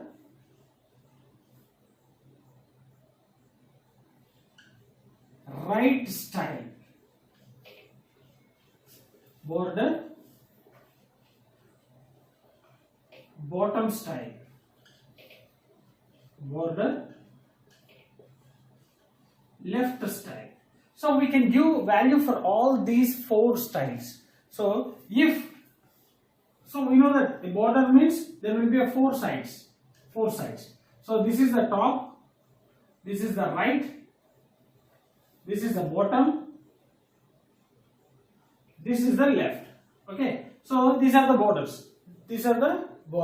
So we can apply different borders for each and everything. Okay, for top border we can apply one style, for right border we can apply another style, we can have another style for bottom and another style for left. So individually we can apply the border styles. So simple, border some dashed, border some double, border some solid, border style some dotted. So if you go with this example, top is a dashed, so the top will be some dashes. Right side is double, so right side will get a double line. Right side will get a double line. And bottom style is a solid, so automatically a solid line will be taken. Okay. Left side is a dotted, so here it will be dotted. It's not a dashed, it's a dotted. So dashed, double. Then the next one is a solid, and this is a dotted. And coming to these four, okay, these four, except the none, okay, coming to these four, this is nothing but some 3D representation. 3D representation, right? So the border will be in some sort of 3D representation. So I will show you the example. I will execute the thing, and you can clearly know about all these four: groove, ridge, inset, and outside. Okay, so these are the four different values can be applied for border style, or simply we can give the complete thing in a single border style. Like, see, I will go here, border style. Okay, here we can give the four styles separated with a space. So like let's do dash, double, solid, dotted. So you can give like this. We can give a single line. Okay, we can give in a single line. So border style, dash, double, solid, dotted, and just follow the order. First value will be for the top. Second value will be for the right. Third value will be for bottom. Fourth value will be left. Okay, so this is the order. This is the order of values for the border style, and this is the four values. This is the four values. And if you go with only one value, so if these three are not there, so dashed means all the four sides will be in a dashed. I mean, all the four sides will be applied for the dashed style border, right? And if you are giving two values here, if it is a one value, all the borders will be applied for the common style. Okay, and if you are giving only two, so these two values are not given. Only we are giving some two. So the top and bottom will be given as a dash. Okay, top and bottom will be given as a dash, and left and right will be applied with a double style. Okay, I will show you. Okay, so that if you are giving only two values for this border style, so two sides, that means the top and bottom side will be applied with the dashed style. That means the first applied style, and the left and right borders will be applied with a double style. Okay, and now see, now if you are giving three values, so you are not giving the fourth value, if you are giving three values, then first one will be given as a top, second one will be left and right, and the third one will be the bottom. Okay, third one will be the bottom. So we can give one value or a two value or three values or four values. So n number of values. That means four values, all four values or only one value. So we can give anything in a single line separated with a space. Right? Hope you understood this one. And immediately going with the shorthand, directly again give the space and give that. Go with the width and then color and then radius. So we can write everything in a single line. Okay, like this we can apply the borders in CSS. Okay, so hope you understood this theoretical part, and I will show you each and every option executing by HTML code. So let us move on to the computer so that we'll check each and everything. Right, let's move on to the computer. Hello friends, just now we have seen the borders in CSS, so different styles of a border and how to give the width for that border and color, and also how to represent the rounded borders, right? So we'll see the demonstration of all these things one by one. So let us open the notepad and we can write the HTML code. So in order to implement this one, we'll use the internal CSS. Right, so first of all go with the HTML tag, next go with the head, because in the head itself we have to implement the style sheet. So use the style tag, and here we have to apply the style. So I will go with the classes. Okay, classes, if we want to give the CSS, we want to apply the CSS for the class, we have to represent with a dot.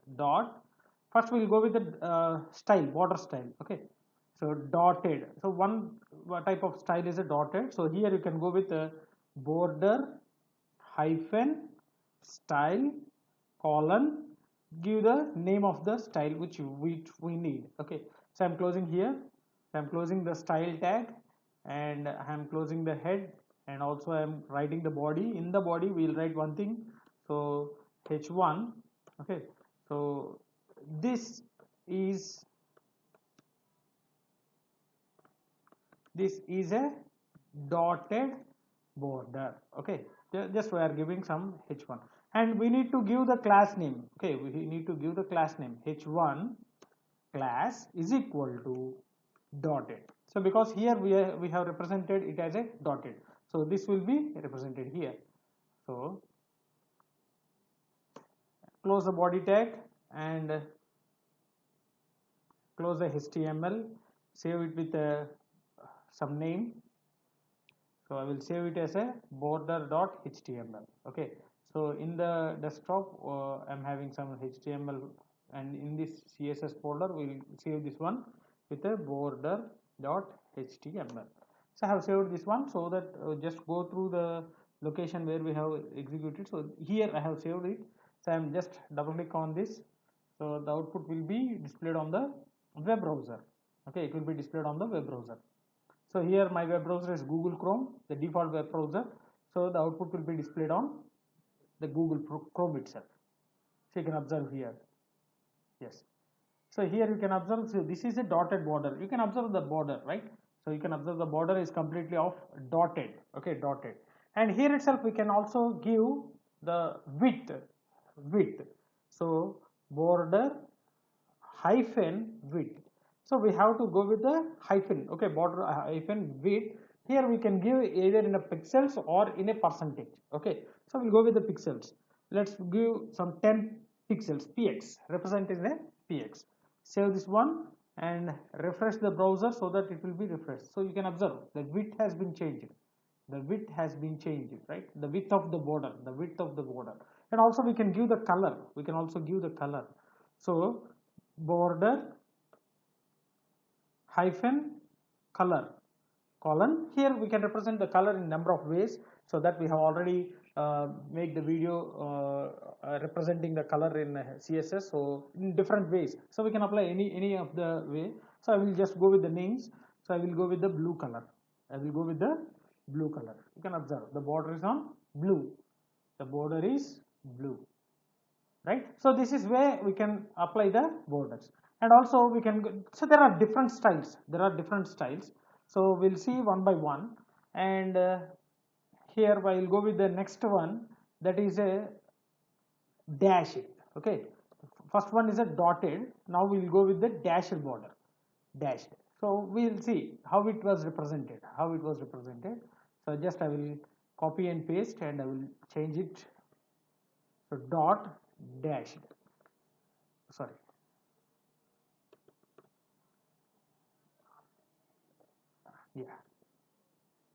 dashed, right? So here also I have to change it as dashed. So now we'll get the dashed border. So you can observe here, see, this is a dashed, this is a dotted border, this is a dashed border, and we can also change the color. So you can observe, so green color. Okay, green color. So this is a blue color, this is a green color. And also we can give the rounded edges. We can have the rounded edges by giving the attribute called border radius, border hyphen radius, border hyphen radius. So you have to give in degrees. Okay, here we have to give in degrees. I will give the 25 degrees. Just a second. Yeah, we'll see later, no problem. Okay, we'll see later. So first let us see the complete borders, different styles, and then we'll go with the radius, right? So let us move with the third style. So there are different styles. The next one is a solid means the complete line. Okay, the complete line, solid. So this is a solid border, and the style will be solid. So just copy paste and replace this dash with the solid, and here we have given the class name as solid, so here dot solid. So we can use a dot solid or h1 dot solid. So we can also use this class name with the help of the tag. Okay, so here we are giving some class name as a solid for h1. We can call this with a tag name h1 dot solid or h1 dot dash, right? So anything like that. Okay, see, you can apply the solid border. So let us take the red. See, I will execute this one. You can get it, red border. This is a solid border, dotted border, dashed border, solid border. And again, we'll move with the next one. Double border. Okay, double border. So go with the change the thing. So I'm changing the text, right? So just copy and paste. So I will go with the double, give the name. So I have given here class name double, so I have to go with the double, and here also I will give the double, and you can observe we'll get the double border. Okay, right. Okay, we have replaced the, I think we have replaced the solid border, right? So that's why there is no border for that one. I will go with this one. So you can observe the green border, and this is a solid border, and this is a double border. So you can observe here, double border. Okay, double border, right? And there is a one more style called groove. All the remaining are will be in a 3D picture, right? 3D representations. First one is a groove. You can observe what exactly it will be the groove representation. Let us see.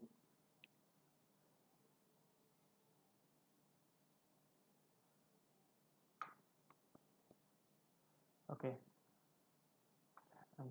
I'm not copying and pasting, I'm changing the previous thing. So double and double. Right, now let us check. See, this is a groove. So you can observe some sort of 3D representation is there here, right? Some sort of 3D representation. Okay, so this is called a groove border. Now we'll go with the one more thing, that is a ridge. This is also somewhat it will represent in a 3D format. So it is a ridge border. So these are different styles. Okay, these are the different styles. So we can have the borders. I will go with the ridge, and here we'll go with the ridge, and I will change the color to brown. You can observe here. So brown color, ridge. So there is a slight difference between a groove and ridge. So there is a difference, right? So groove and ridge. This is also somewhat representing in 3D format. Okay, and two more borders are there. That is a inset and outset. We'll see one by one. So inset. This representation is also similar to 3D. Okay, it will give some 3D representation. Inset.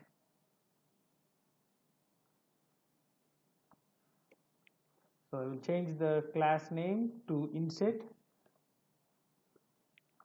and here also I will change the one to inset,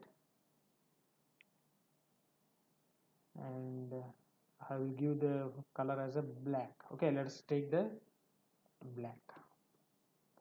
Now let us see inset. See, this is the inset. So we'll go with the color, another color, yellow.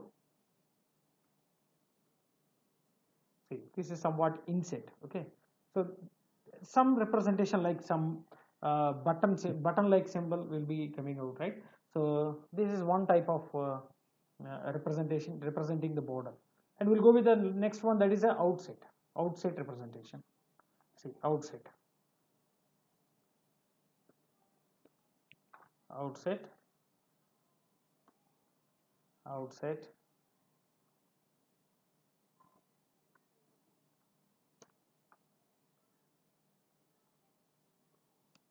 outset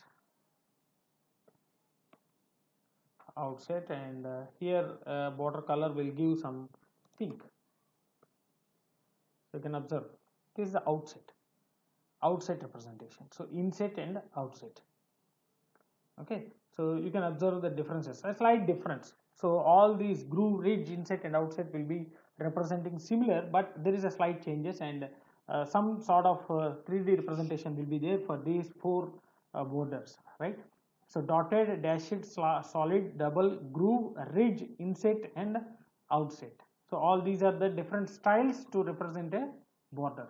So we can give the style, width, color and also radius. Okay, we'll see radius, no problem. And let me go with the, see, one thing I forget to tell you. So border styles will be four types of styles. We can have four types of styles. So I will give you this one. See, H1 class border. Okay, and here borders styles. So I am giving some text like border styles. So I have to give the CSS for this one. So dot border, and I will give the CSS by border top style. Okay, top style. I will go with the dash here, right? And see, border right style. So we can give different borders with different styles. So complete top border, right border, bottom border and left border. See, I will give it solid and border bottom style. So bottom style with I think we'll go with the dotted. Okay, dotted and border hyphen left style with we'll go with dashed solid dotted double. We'll go with the double. Okay, see, you can execute this one so that you can observe here. See, first one dashed, right? We'll go with the border width. Okay, we'll also go with the border width. So border width is equal to, sorry, colon hyphen width. Okay, hyphen width colon, some go with the 15 pixels. See, you can get it, you can observe here, right? So you can observe here top style is dashed. So top style is dashed. Next, bottom style, right style is solid, right side style is solid, and the bottom style is dotted. So bottom style is dotted, and left style is double, left side is double. So hope you understood this one. So for each border we can apply the style. So there are four values we can give for the style. And next we can give in a shorthand. That means avoiding all these things, we can give it directly. See, I will show you that one. So H1 class is equal to shorthand border.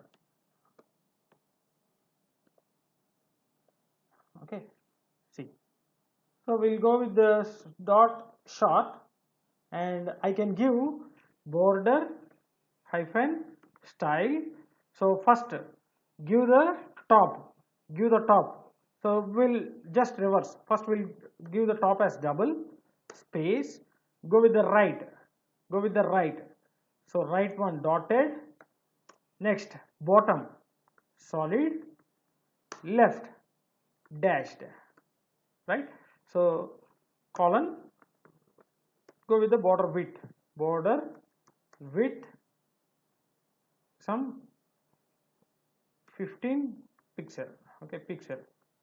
Now you can apply here, see, you can observe here, we'll get the same thing.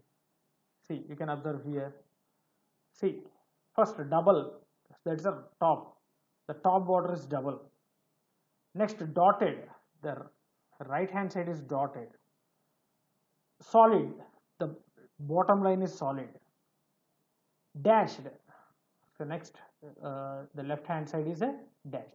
So we can write one more line, see, BR,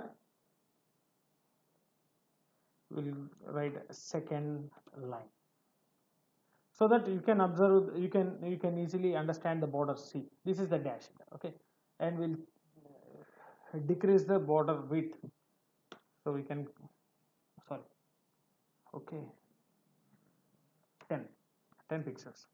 Now you can observe, right, clearly. So this is the shorthand. Directly, without using all different types of styles, we can go with the complete one. So remember, the first one is the top, the second one is the right, the third one is the left, the fourth one is the third one is the bottom, and fourth one is the left. Okay, and one more style, see, we can see the same thing. So if you go with only 3 values here, instead of giving the 3 values, okay, instead of giving the 4 values, that means top, right, bottom, left, we are giving only 3 values. Then you can observe, see, first one is a top, always the first one is top, double border, okay, double border. See, next one is a dotted, and the third one is a dashed. So third one will be applied for the bottom, and both the right and left borders will be applied with a dotted. You can observe, if you give only 3 parameters, if you give only 3 values, the first value will represent the top border, and the second value represent both the left and right borders, and the last value represent the bottom border. And if you give only 2, instead of giving only 4, we are giving only 2. The first one represents, so top and bottom, the first one represents the top and bottom, and the second one represents the left and right. Okay, we are giving only 2. So here we can give only 1 value, or 2 values, or 3 values, or 4 values. If 1 value is given, the complete border will be with the same border style. And if 2 values are given, the first border style will be applied for both the bottom and top, and the second border style will be applied for left and right. If the three values are given, the first one will be applied for the top border, and the second border style will be applied for left and right, and the third border will be given for the bottom border. And if you given the 4, each border will be having different styles, right? So this is how we can implement the borders. We can apply the borders using in CSS. Right. The next one is border radius. We'll see with the border radius. So we'll see for this one. Okay, solid border. We'll apply for the solid border so that we can know that. So border radius. That means if you want to get the rounded rectangle, okay, rounded borders. So we'll give some 25 pixels. You know, in order to get this one, we have to represent in a pixels. You can observe here the solid border. It came with a rounded, okay, rounded borders. So radius is equal to 25 pixels, or if you give it some 20, then the border will be changed. Sorry, 25, the border will be changed. Okay, and if you go with some 10, there will be somewhat change. So you can observe here only corners have been changed, right? So like this, we can apply this radius for all the borders. We can apply this radius for all the borders.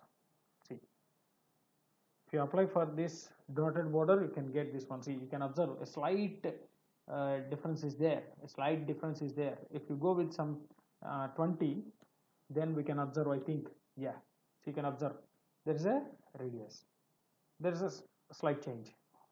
Okay, so like this we can apply for each and every border. So I will show you. So if you apply for this dashed border, if you apply for this dashed border, see, you can observe, so this one, and also we can go with this one. This is a double border, so double border also it will be changed, and going to the groove style. So this groove style will also be changed to rounded borders, and next one is a ridge. Okay, and then the next one we can go with the inset. So inset has been changed, and going to the outset is also changed. Okay, so like this we can go with the different ways. So here we have covered the different styles, and for border style there are 4 values. There for border style we can give 4 values. One is for top, right, bottom, left, and then border width. We can apply the border width, and then border color, and then border radius, and this border radius for getting the rounded shape, right? So hope you understood this one. So margins. So slight difference between the margin property and the padding property. So coming to the margin property, this property will be used with the help of the property name called margin. Okay, margin hyphen, and here we can give 4 values or a single value. So here we have to give the value in terms of pixels or a parameter, a percentage, right? So if example, if you go with a margin colon some 20 pixels, pixel should be represented as px. Okay, so here margin with respect to browser window, with respect to the browser. Okay, so if this is the browser, if this one is a browser, okay, this is right, so this is a browser, and this margin is called top margin, and this margin is called bottom margin, and this margin is a left margin, and this margin is a right margin. So for a margin we can apply the 4 values. For margin we can apply 4 values: top, bottom, left, right. Okay, so that we can apply as margin hyphen top colon pixels.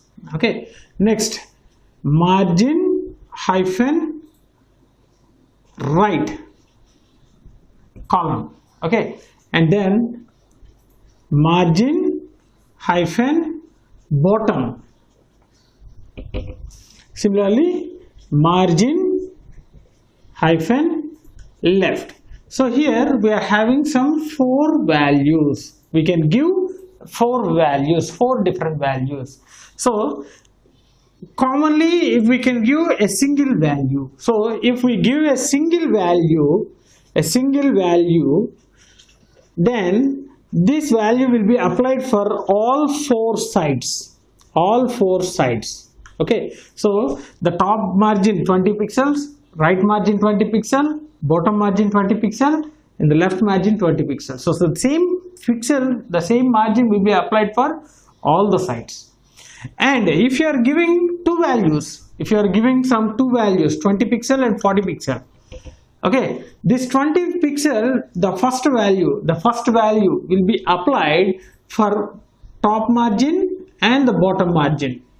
Okay, so the same 20 pixel will be applied for both the top margin and bottom margin, and the second one will be applied for the left margin and right margin. The second pixel, that means the second value, will be applied for both the left margin and the right margin. And if you give here some 3 values, so margin some 20 pixel, 40 pixel, and some 60 pixel. Okay, if you give like this 20, 40, 60, the first value represents the top margin, the third value represents the left and right margins, and the fourth value represents the bottom margin. Okay, so like this we can apply the margins. So 4 values, we can give 4 values, or we can give the 3 values, we can give the 2 values, or we can also give the single value to apply the margin. And one thing you have to remember, the margin is with respect to the browser. The margin here is with respect to the browser. So you need not worry, I will execute all these things, all the categories, and I will show you the example. Okay, so this is all about our margin, and we can also combine all these things using a shorthand property. That shorthand property we call it as margin colon. Here we have to give all the 4 values, 4 values or 2 values or 3 values, whatever it may be, by a space separated. See, some 40 pixel space, 20 pixel space, 50 pixel space, 60 pixel. So this is a common, a single line property. Okay, single line margin. Okay, shorthand property. We are specifying the all 4 margins in a single line by using the margin property. So here we have to follow the order. The first one is the top margin, second one is the right margin, third one is the bottom, and fourth one is the left margin. Okay, so this is the first, second, third, and this is the fourth one. So like this we have to apply the margins. And coming to the next one, so I will show you the example. Okay, I will show you the example by taking all the different values, no problem. And the next one is padding. The next one is padding.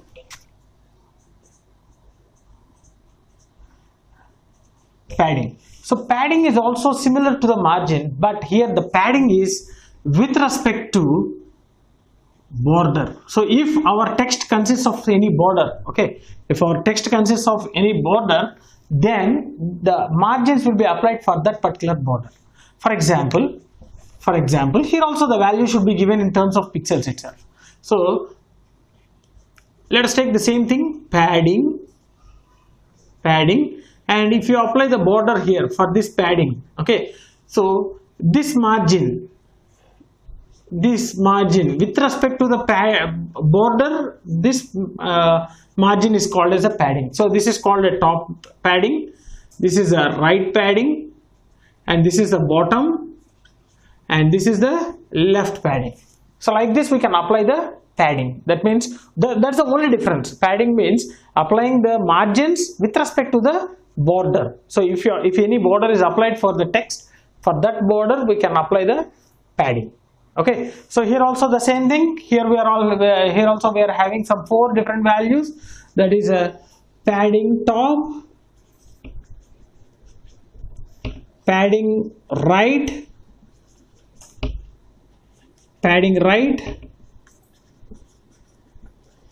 padding bottom,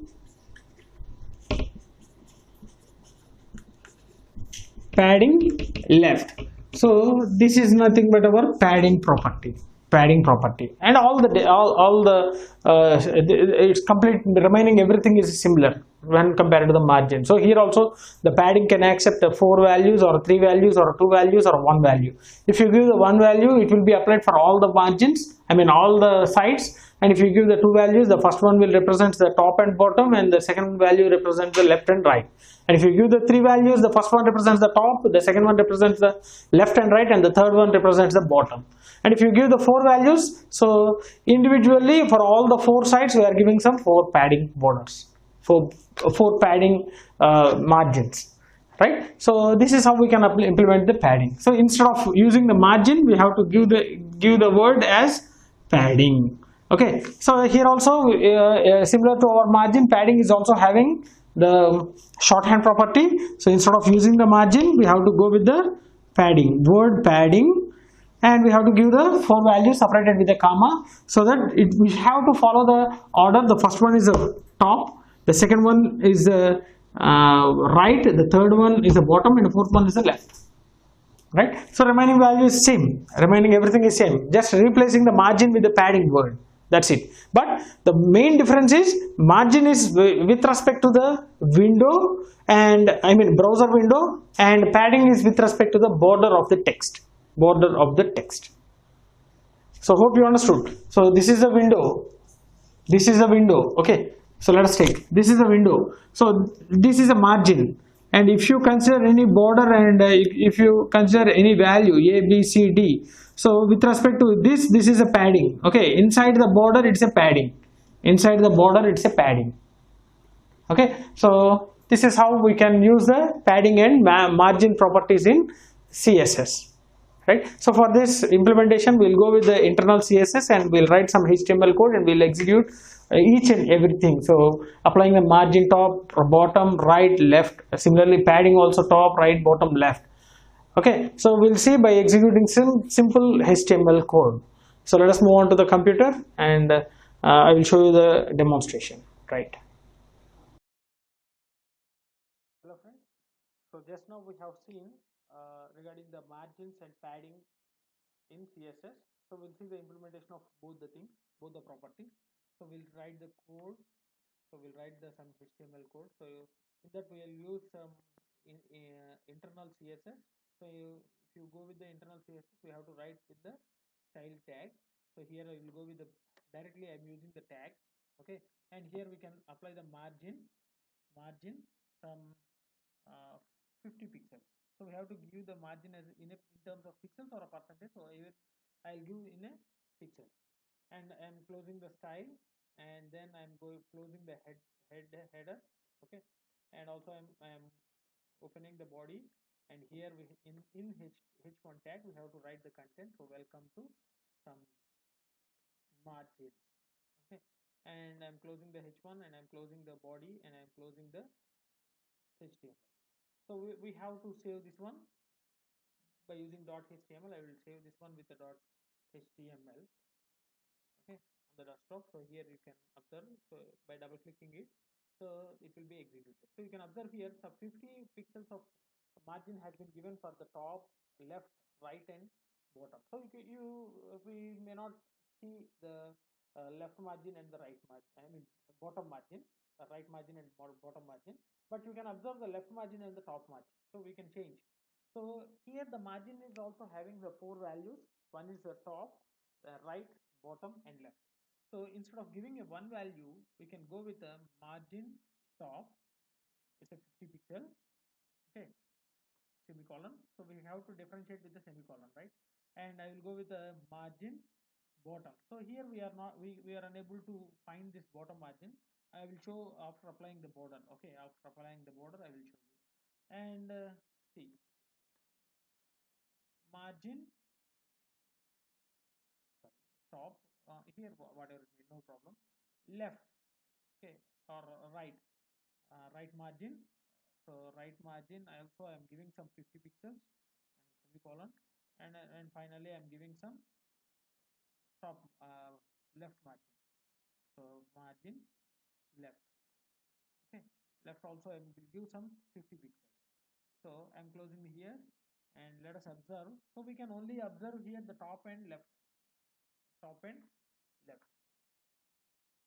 Sorry, close here itself. Now you can observe top and left we can observe, but we may not see the right side and the bottom margin. And if you apply the border, you can see. So I will show you. I will apply some border for this one, and I will show you. So border style colon solid semicolon. So you can observe. See, if you observe the border, you can apply. So this is a 50 pixel, and here also this is a 50 pixel, and bottom we can't image because there is a lot of space here, right? And again, if you change this one, so I will change the right margin to 500, right margin to 500, so that it will left 500 pixels from the right side. So you can observe this is a 500 pixels difference. Okay, and also here from left also I will go with the 500 change. Okay, 500 pixels, and if you observe here, so this is okay. We'll go with the 400 and 400, so that it will be coming into the center. Oh, yeah. Okay, and the top, so we can also go with the top. So if you go with the 500, so it will give the 500 pixels difference. Okay, and yeah, here you can observe. Okay, so this is how we can apply the margin. So applying the margin means difference, I mean leaving that many pixels from the top or left or right or bottom. Okay, and there is a one more shorthand property. Instead of writing all these things, we can write in a single line. So I will apply for the h2. So h2 margin. So here we can give the complete lines.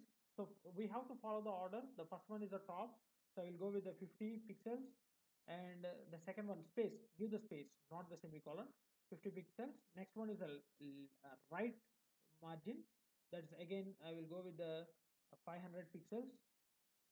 Okay, and space. Next one, that is left margin, oh sorry, bottom margin again we will go with the 50 pixels, and the left margin I will go with the 100 pixels. Okay, and apply the this one, close the thing, and you can apply the border so that we can identify easily. Okay, so border hyphen style colon solid. See, now we can apply, and we'll write some h2. Here we have not written any h2, but here we will write h2. So shorthand property of margin, right? So I'm writing shorthand property of the margin. Now we'll check. So if you execute this one, you got like this, right? From the top, you have given some 50 pixels. Okay, see.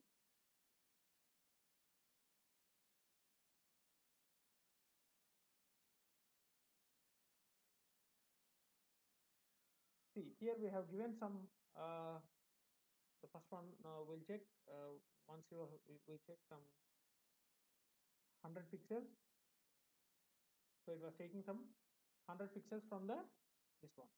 Okay, so already, so you can observe here, already the top margin was 250 pixels. From that 250th pixel, it will take the 100 pixels. Okay, from that 250th pixel, it will take the 100 pixels. And if you remove this one, you can observe. See, it went to here. The top margin is around 100 pixels. Okay, so previously we are taking some h1 as a 250 pixels margin top. So already this was at 250th pixel, right? So the margin is 250. From there, the second property, I mean the second tag is having 100 pixels. So that means from the top it is around 350 pixels. Okay, hope you understood this one. So previously we are having some 250 and now we are applying 100. So total 350 pixel margin will be taken from for the top. So similarly the left and right on bottom. Okay, so this is how we can apply the margins. And here you can observe the first one is a, I mean if you are giving the 4 values, the first value is the top pixel. If you are giving the second value will be considering as a right, the third value will be bottom, and the fourth value will be left. And if you are giving only 3 values, the first value will be representing the top, and the second value will be representing the left and right, and the third value representing the bottom. And if you are giving only 2 values, the first value represents the top and bottom, and the second value represents the left and right. And if you are giving only one value, all the margins will be applied with the same value. All the 4 sides will be applied with the same value, right? So hope you understood this one. And now we'll see the padding. So padding means if you apply the border, inside the border the margins. Okay, see, if you can observe here. So we have executed the same thing, right? So we are having this thing. So we'll take some right parameter. So I'll go with the 500 pixels right parameter. So this is the thing we have taken, and now we'll apply the padding so that the margins will be inside the border. The margins will be inside the border. Okay, now so padding will be also having in the 4 styles. So first of all, we go with the padding. Go with the, here also we'll go with the pixels. If you go with the 40 pixels, all the sides will be applied with the 40 pixels. You can observe. See, all the sides will be applied with the 40 pixels. and we can change here from 700, right? So 40 pixels will be applied, and then you can see if you go with the two values, so some 100 pixels. If you go with the two values, the first value will be for the top and bottom, second value will be the left and right. You can observe here. See, the second value is the left and right, and the first value will be the top and bottom. Okay, top and bottom. And then here we'll see this one. Okay, and if you go with the three values, see some 50 pixels. Okay, so the first value will see.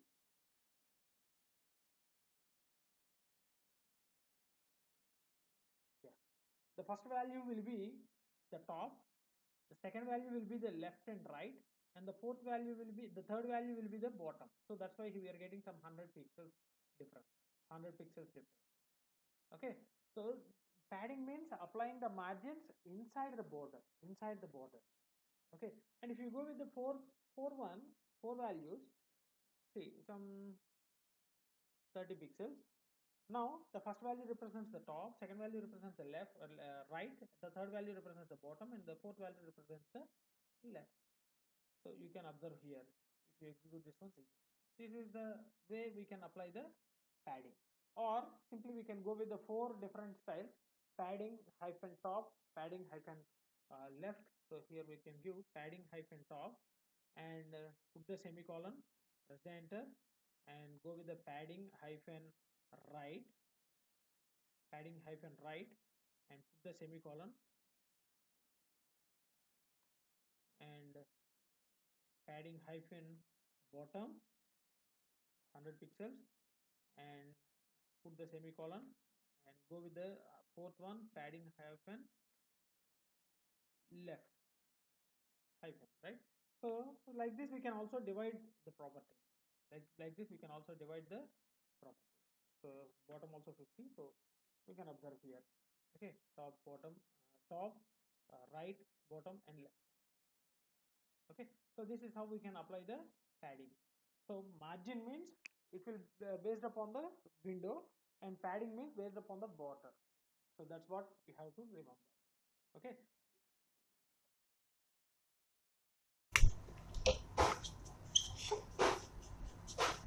So coming to the font property, there are different properties for this font. So we can apply the font style, font weight, font size, font family. Okay, so all these things we can apply on the particular font. Coming to the font style, this font style is having three values. So those are, first one is a normal, by default it will be a normal, and the second one is italic, so we can apply the italic style for the font. Okay, and the third one is a oblique, so which is similar to this italic. A little bit change will be there, but almost similar to the italic font. And coming to the font weight, again it is having two values. One is a normal, and the second one is a bold. So we can apply the bold type of font. Okay, we can apply the bold type of font. And the font size, this can be mentioned in terms of pixels, okay, or em. So we have to give some pixels like 20 pixels or 30 pixels or 50 pixels, like that we have to mention in terms of pixels. And coming to the font family, there are a lot of font families like Times New Roman. So which style we have to apply for displaying that particular font. Okay, so we can give a number of font families. Okay, here we can give a number of font family names. Okay, we have to give by differentiating with the comma. Okay, and see, for example, font family, I just want to give some Arial. Arial is one font family, comma, Courier, comma, Serif, comma, sans serif. Okay, all these are the font families. we can give a multiple names for this font family, because if the browser doesn't supports the first one, if the browser doesn't supports the font of first mentioned font family, it will move with the second one. If the browser doesn't support the second one also, it will move with the third one.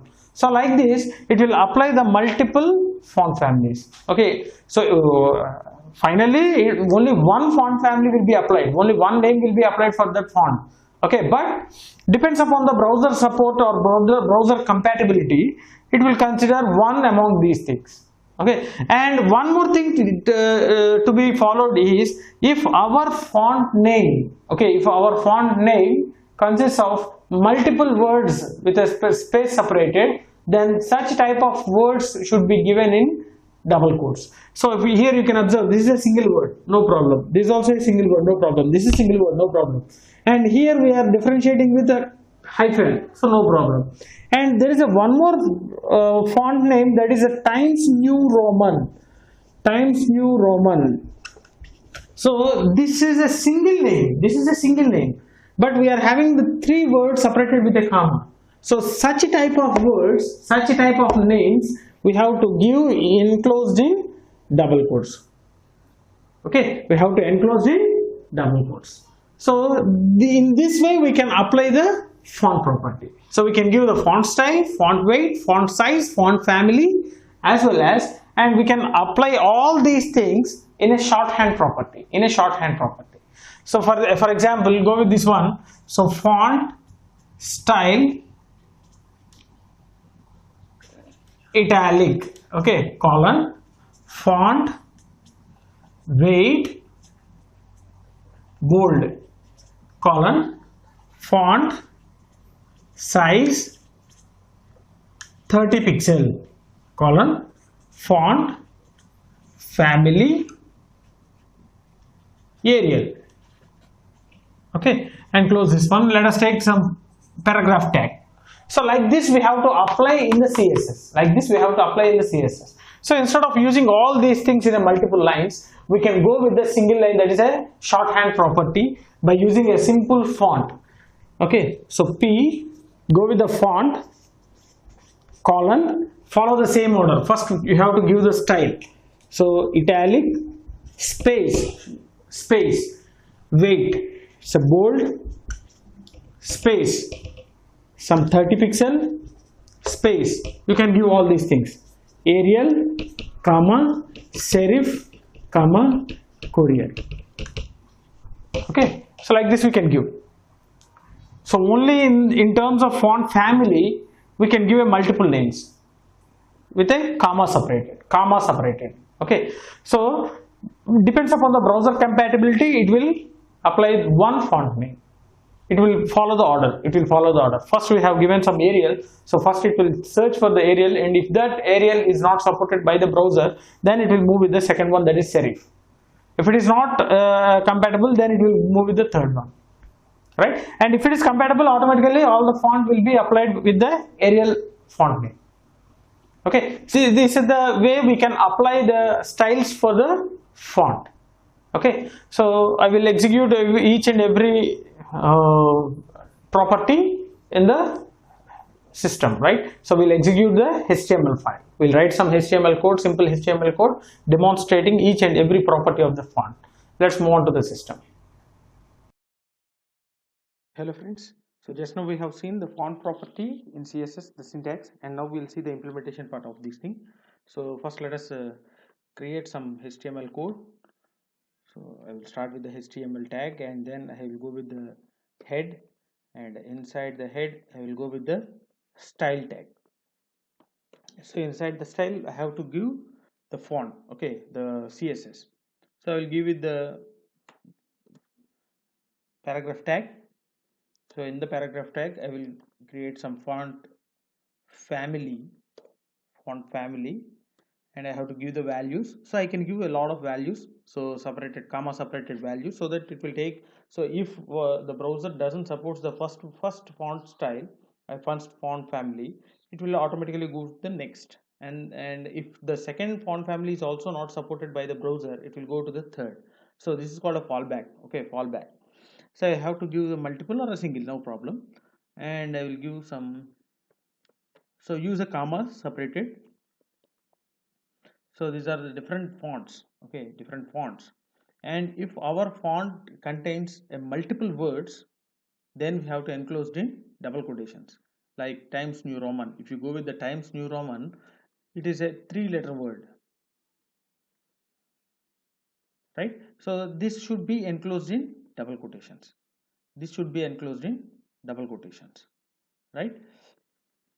If it is a single word, no problem.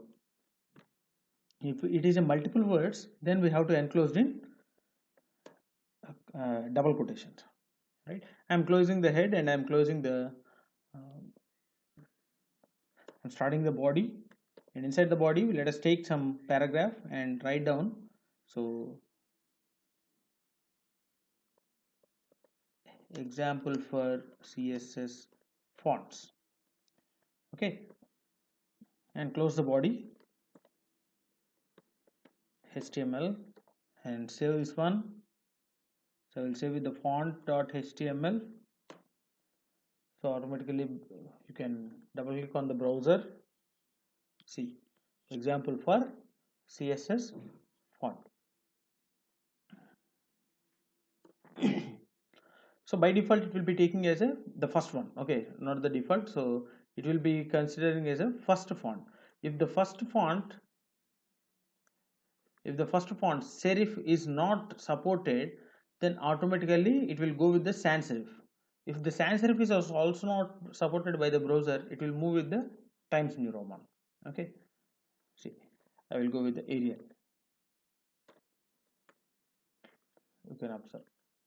See, the font has been changed to Arial, right? The font has been changed to Arial, and I will go with the Courier. See, again the font will be changing. This font has been changed, right? So this is how we can give a multiple values for the font family so that it will work in a fallback system, okay. And the second parameter, the second property in the font is font style. So font style is having the 3 values. One is a normal. By default it will be a normal, and if you want to apply the italic, go with the italic. See, there is some italic, okay. There is this italic font. This is a italic font, so you can observe normal. See, it's a normal text, okay. And if it is an italic, you can observe the difference, I think, okay. So this is a italic, and the third one is a oblique. So this is also similar to our italic but a little bit different.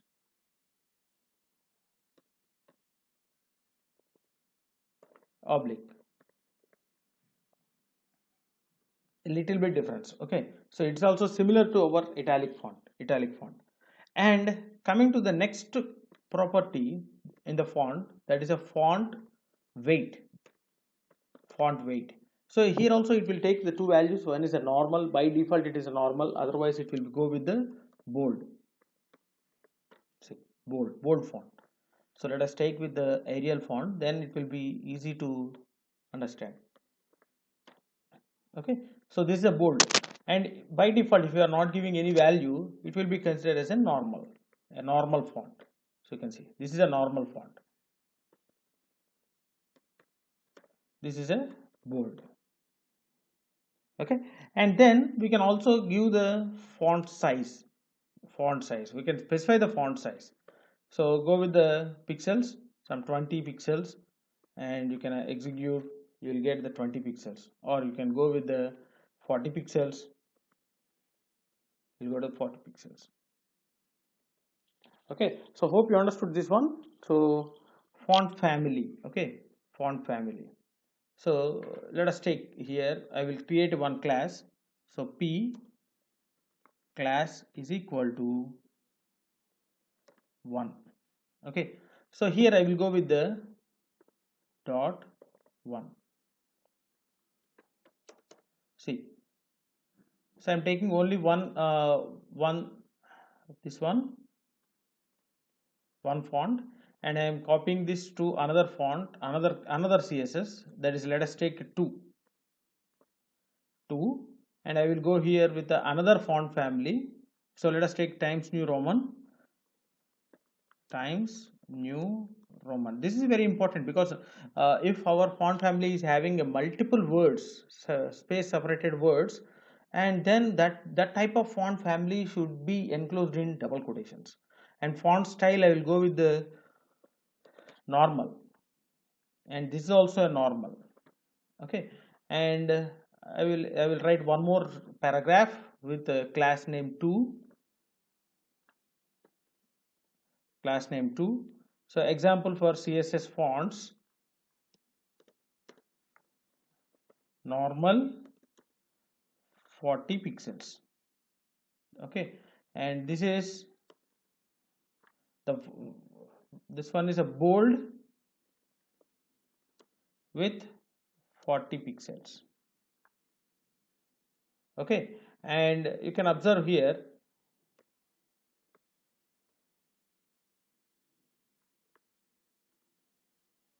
see, you can observe this is a bold with 40 pixels, this is a normal with 40 pixels, this is a italic. Okay, this is also a italic or oblique, bold and oblique. You can write here bold and oblique. Okay, it's clear, I think, right? So we can apply a multiple font families in a single line with a space comma separated, so that if one font is not supported by the browser, it will move with the second font. So this is how we can implement. And there is one more thing, that is a shorthand. That means instead of writing all these things in a multiple lines, we can go with the shorthand. See, dot short. So I will create one more class. Okay, I will create one more class. So go with the font property, font. So follow the order, font style. First we have to give the font style. I will give the bold space, font weight. We have to give the weight. Font style. I will go with the italic. Okay, italic. Next one is a bold, font weight, and the font size, some 30 pixel, and a font family. Finally the font family. Okay, finally for font family, Arial. If you observe here, and you can create a one more paragraph with the class short, one more paragraph with the class short. Example of CSS fonts. So you can observe here, it's a shorthand property. Okay, see, if you execute this one, we'll get a one more. This is a shorthand property. So it's a italic. You can observe here, it's an italic, bold, and 30 pixels, and the Arial font, 30 pixels and Arial font. So this is how we can apply the font property, right? So font family, font style, font weight, font size. So hope you understood this one. So how many ways we can apply the CSS on hyperlinks? So mainly the link can be created by using the anchor tag. Okay, we all know about that. So whenever you click on that link, it will be redirected to some other web page, so which we have given in that particular hyperlink. So these links will be executed in 4 different stages. So 4 stages will be there. So we can apply the CSS in all 4 stages. The first stage is a normal link. Okay, we will represent it as a : link. A here represents the anchor tag. A represents the anchor tag. A dot link, that is nothing but unvisited link. And coming to the second stage, that means just a created link. Okay, we have not visited that particular link. Okay, and the next one is a : visited. Visited, that means after visiting that link, after clicking on that link. Okay, so this is nothing but a visited link after the user visiting that particular link once. And the next one is a colon h over. H over means whenever the pointer moves towards that particular link, then that will be applied.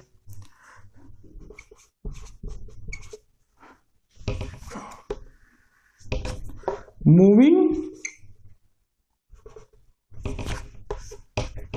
cursor towards the link.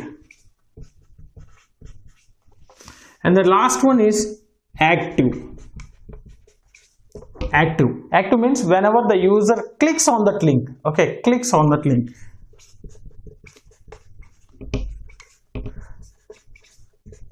So these are the 4 stages the link will be applied. Okay, the anchor tag will be having that link, and we can apply the CSS for all these 4 stages. So mainly the CSS styles that can be applied on links are: the first one, that is a color, a normal color for the font, okay. And the second one is text decoration. So this text decoration means, by default, if you create any link by using any hyperlink using the anchor tag, some underline will be getting, okay. By default it will be getting the underline.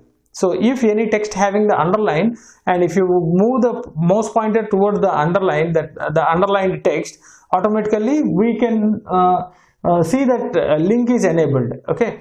So that type of underline can be removed by using this text decoration. So if you use this text decoration, we can remove the underline even though we have created the link, okay. And the third one is a background color. So we can also give the background color for the link, background color, okay. So we can apply all these 3 styles for each and every stage. So for a colon link, we can apply the color, text decoration, background color. For a colon visited, we can apply the color, text decoration, background color. A colon h over, we can apply the color, text decoration, and background color. A active, we can apply all these things, okay. And the color, we can know that the color and background color, the color and background color can be represented by using a color name, or we have already seen this RGB function, HSL function, hexadecimal. So we can use any one among these 4 to represent a color. So already we have done a video regarding this color representation, right? So you can go through that particular one. And the next one is a text decoration. The text decoration will be having a 2 values. One is a none, another one is a underline. So if you give the value for this text decoration as a none, automatically the link will not have that underline. And if you, by default, it will be having the underline. By default, if you are not giving any text decoration, automatically we can see the underline for the links, hyperlinks. So if you want to remove, then you have to use this text decoration and give the value for this text decoration as none, so that the underline will be removed, okay. For each and every stage, we can apply these 3 styles. One is a color, text decoration, and the background color, okay. So I will write some small HTML code demonstrating each and every stage with each and every style, so that you will be understanding, right? So let's move on to the computer and I will execute these things. Hello friends, so just now we have seen about the links concept in CSS. So how many ways we can apply the style for the hyperlinks. Now we'll see the implementation part. For that we'll go with the HTML code, small HTML code. I will start with the HTML tag, and then see I'll move on with the head, and in the head we'll go with the style because we are using some internal style sheet, okay. And here we'll go with the links, okay. There are 4 states for the links, that is a colon link, and here we can give the color property. So whatever the color we required, so that color can be given here. For example, by default we'll give some blue, okay, blue.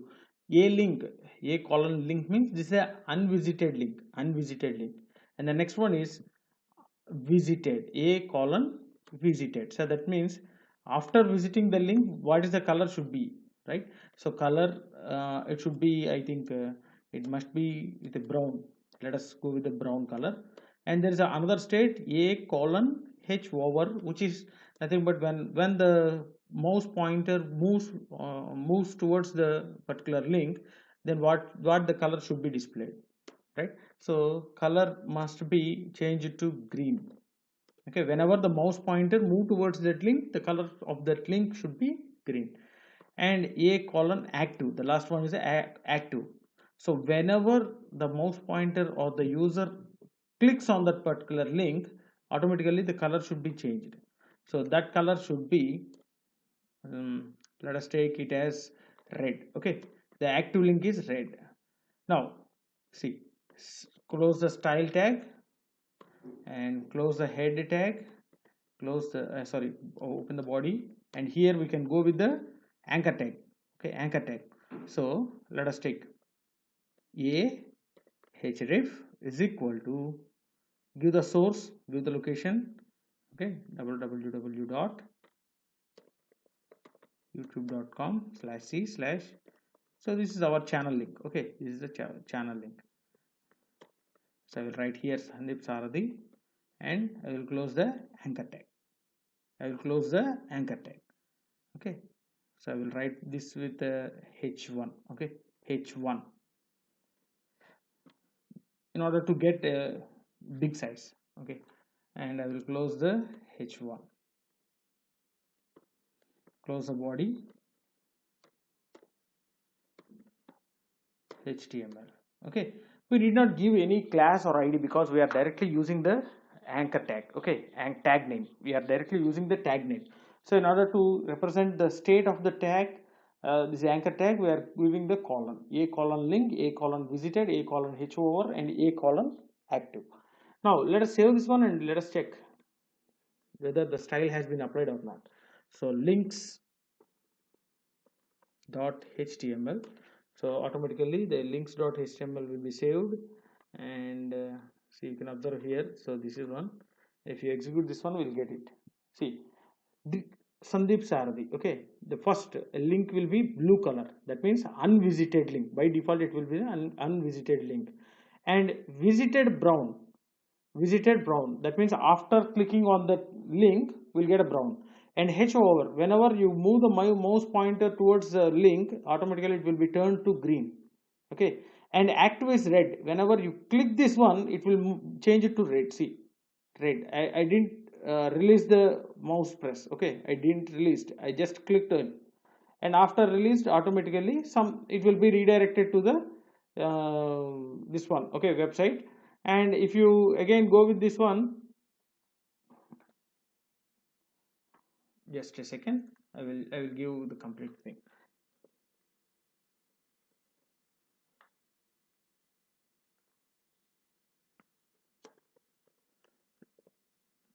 Target is equal to new. Let us execute this one now. So automatically it will move to the website, and if you close, see, this is a visited link, so we have already visited this one, so automatically the visited link will be brown color, so it changes to brown. Again, if you move with the mouse pointer, it will move with the green color, so as we have mentioned here. And whenever you click this one, automatically you are not released.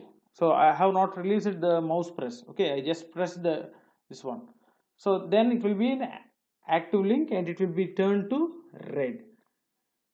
Okay, so hope you understood this one. So this is how we can apply the styles for the hyperlinks also. And there is one more property that is called text decoration. That means we can remove this underline. So by default, if you create any link, we'll get this underline. Okay, we'll get this underline. And if you want to remove this underline, go with the another property called text decoration colon, and here this text decoration will be having the two values, that is none and underline. go with the none. Go with the none. So you can observe here. So underline has been removed. Okay, underline has been removed. Right. So the same thing you can go with the remaining also. Text decoration. See, none, and go with the H over. So whenever you move the mouse pointer towards the uh, link, I just want to get the underline. So give this here underline. Okay, whenever the mouse pointer moves towards the link, I just want the underline. So I'm taking as an underline, right? So here also I will go with the no underline, none. So only two values will be taken by this text decoration. So you can observe here, if you execute this one, no underline, whenever you move the cursor, you will get an underline.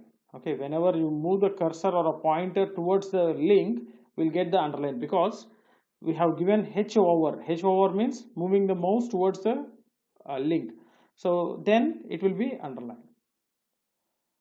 Okay, and there is a one more property called background color. So we can also change the background color. See, background color yellow. So unvisited link, see, you can observe unvisited link, it will be background color yellow. And here also you can give the background color for everything. For every state we can give the background color,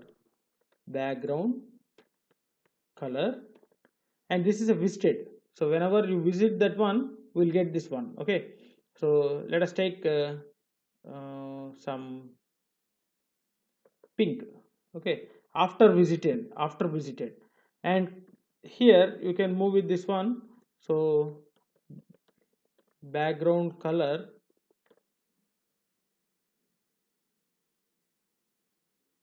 so this is a H over. Okay, H over. For H over we'll go with the violet, and here this is a active link. Active, whenever you click the link. Okay,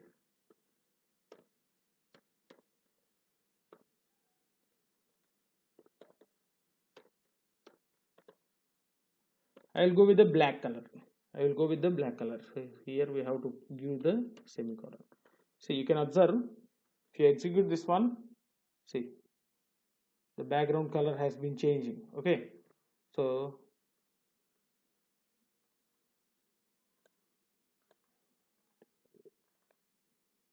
let us take the link. Okay, you can get it. Okay, so this is how we can apply the background color for different things. Okay, right? So this is the link already visited, so that's why we are getting some color pink. Okay, so by default it will be some yellow. If it is a non-visited link, it will be yellow, and if it is a visited, it will be coming to the pink, and H over it will be violet. Okay, it will be violet. So light change is there to the background, or simply you can go with a black. So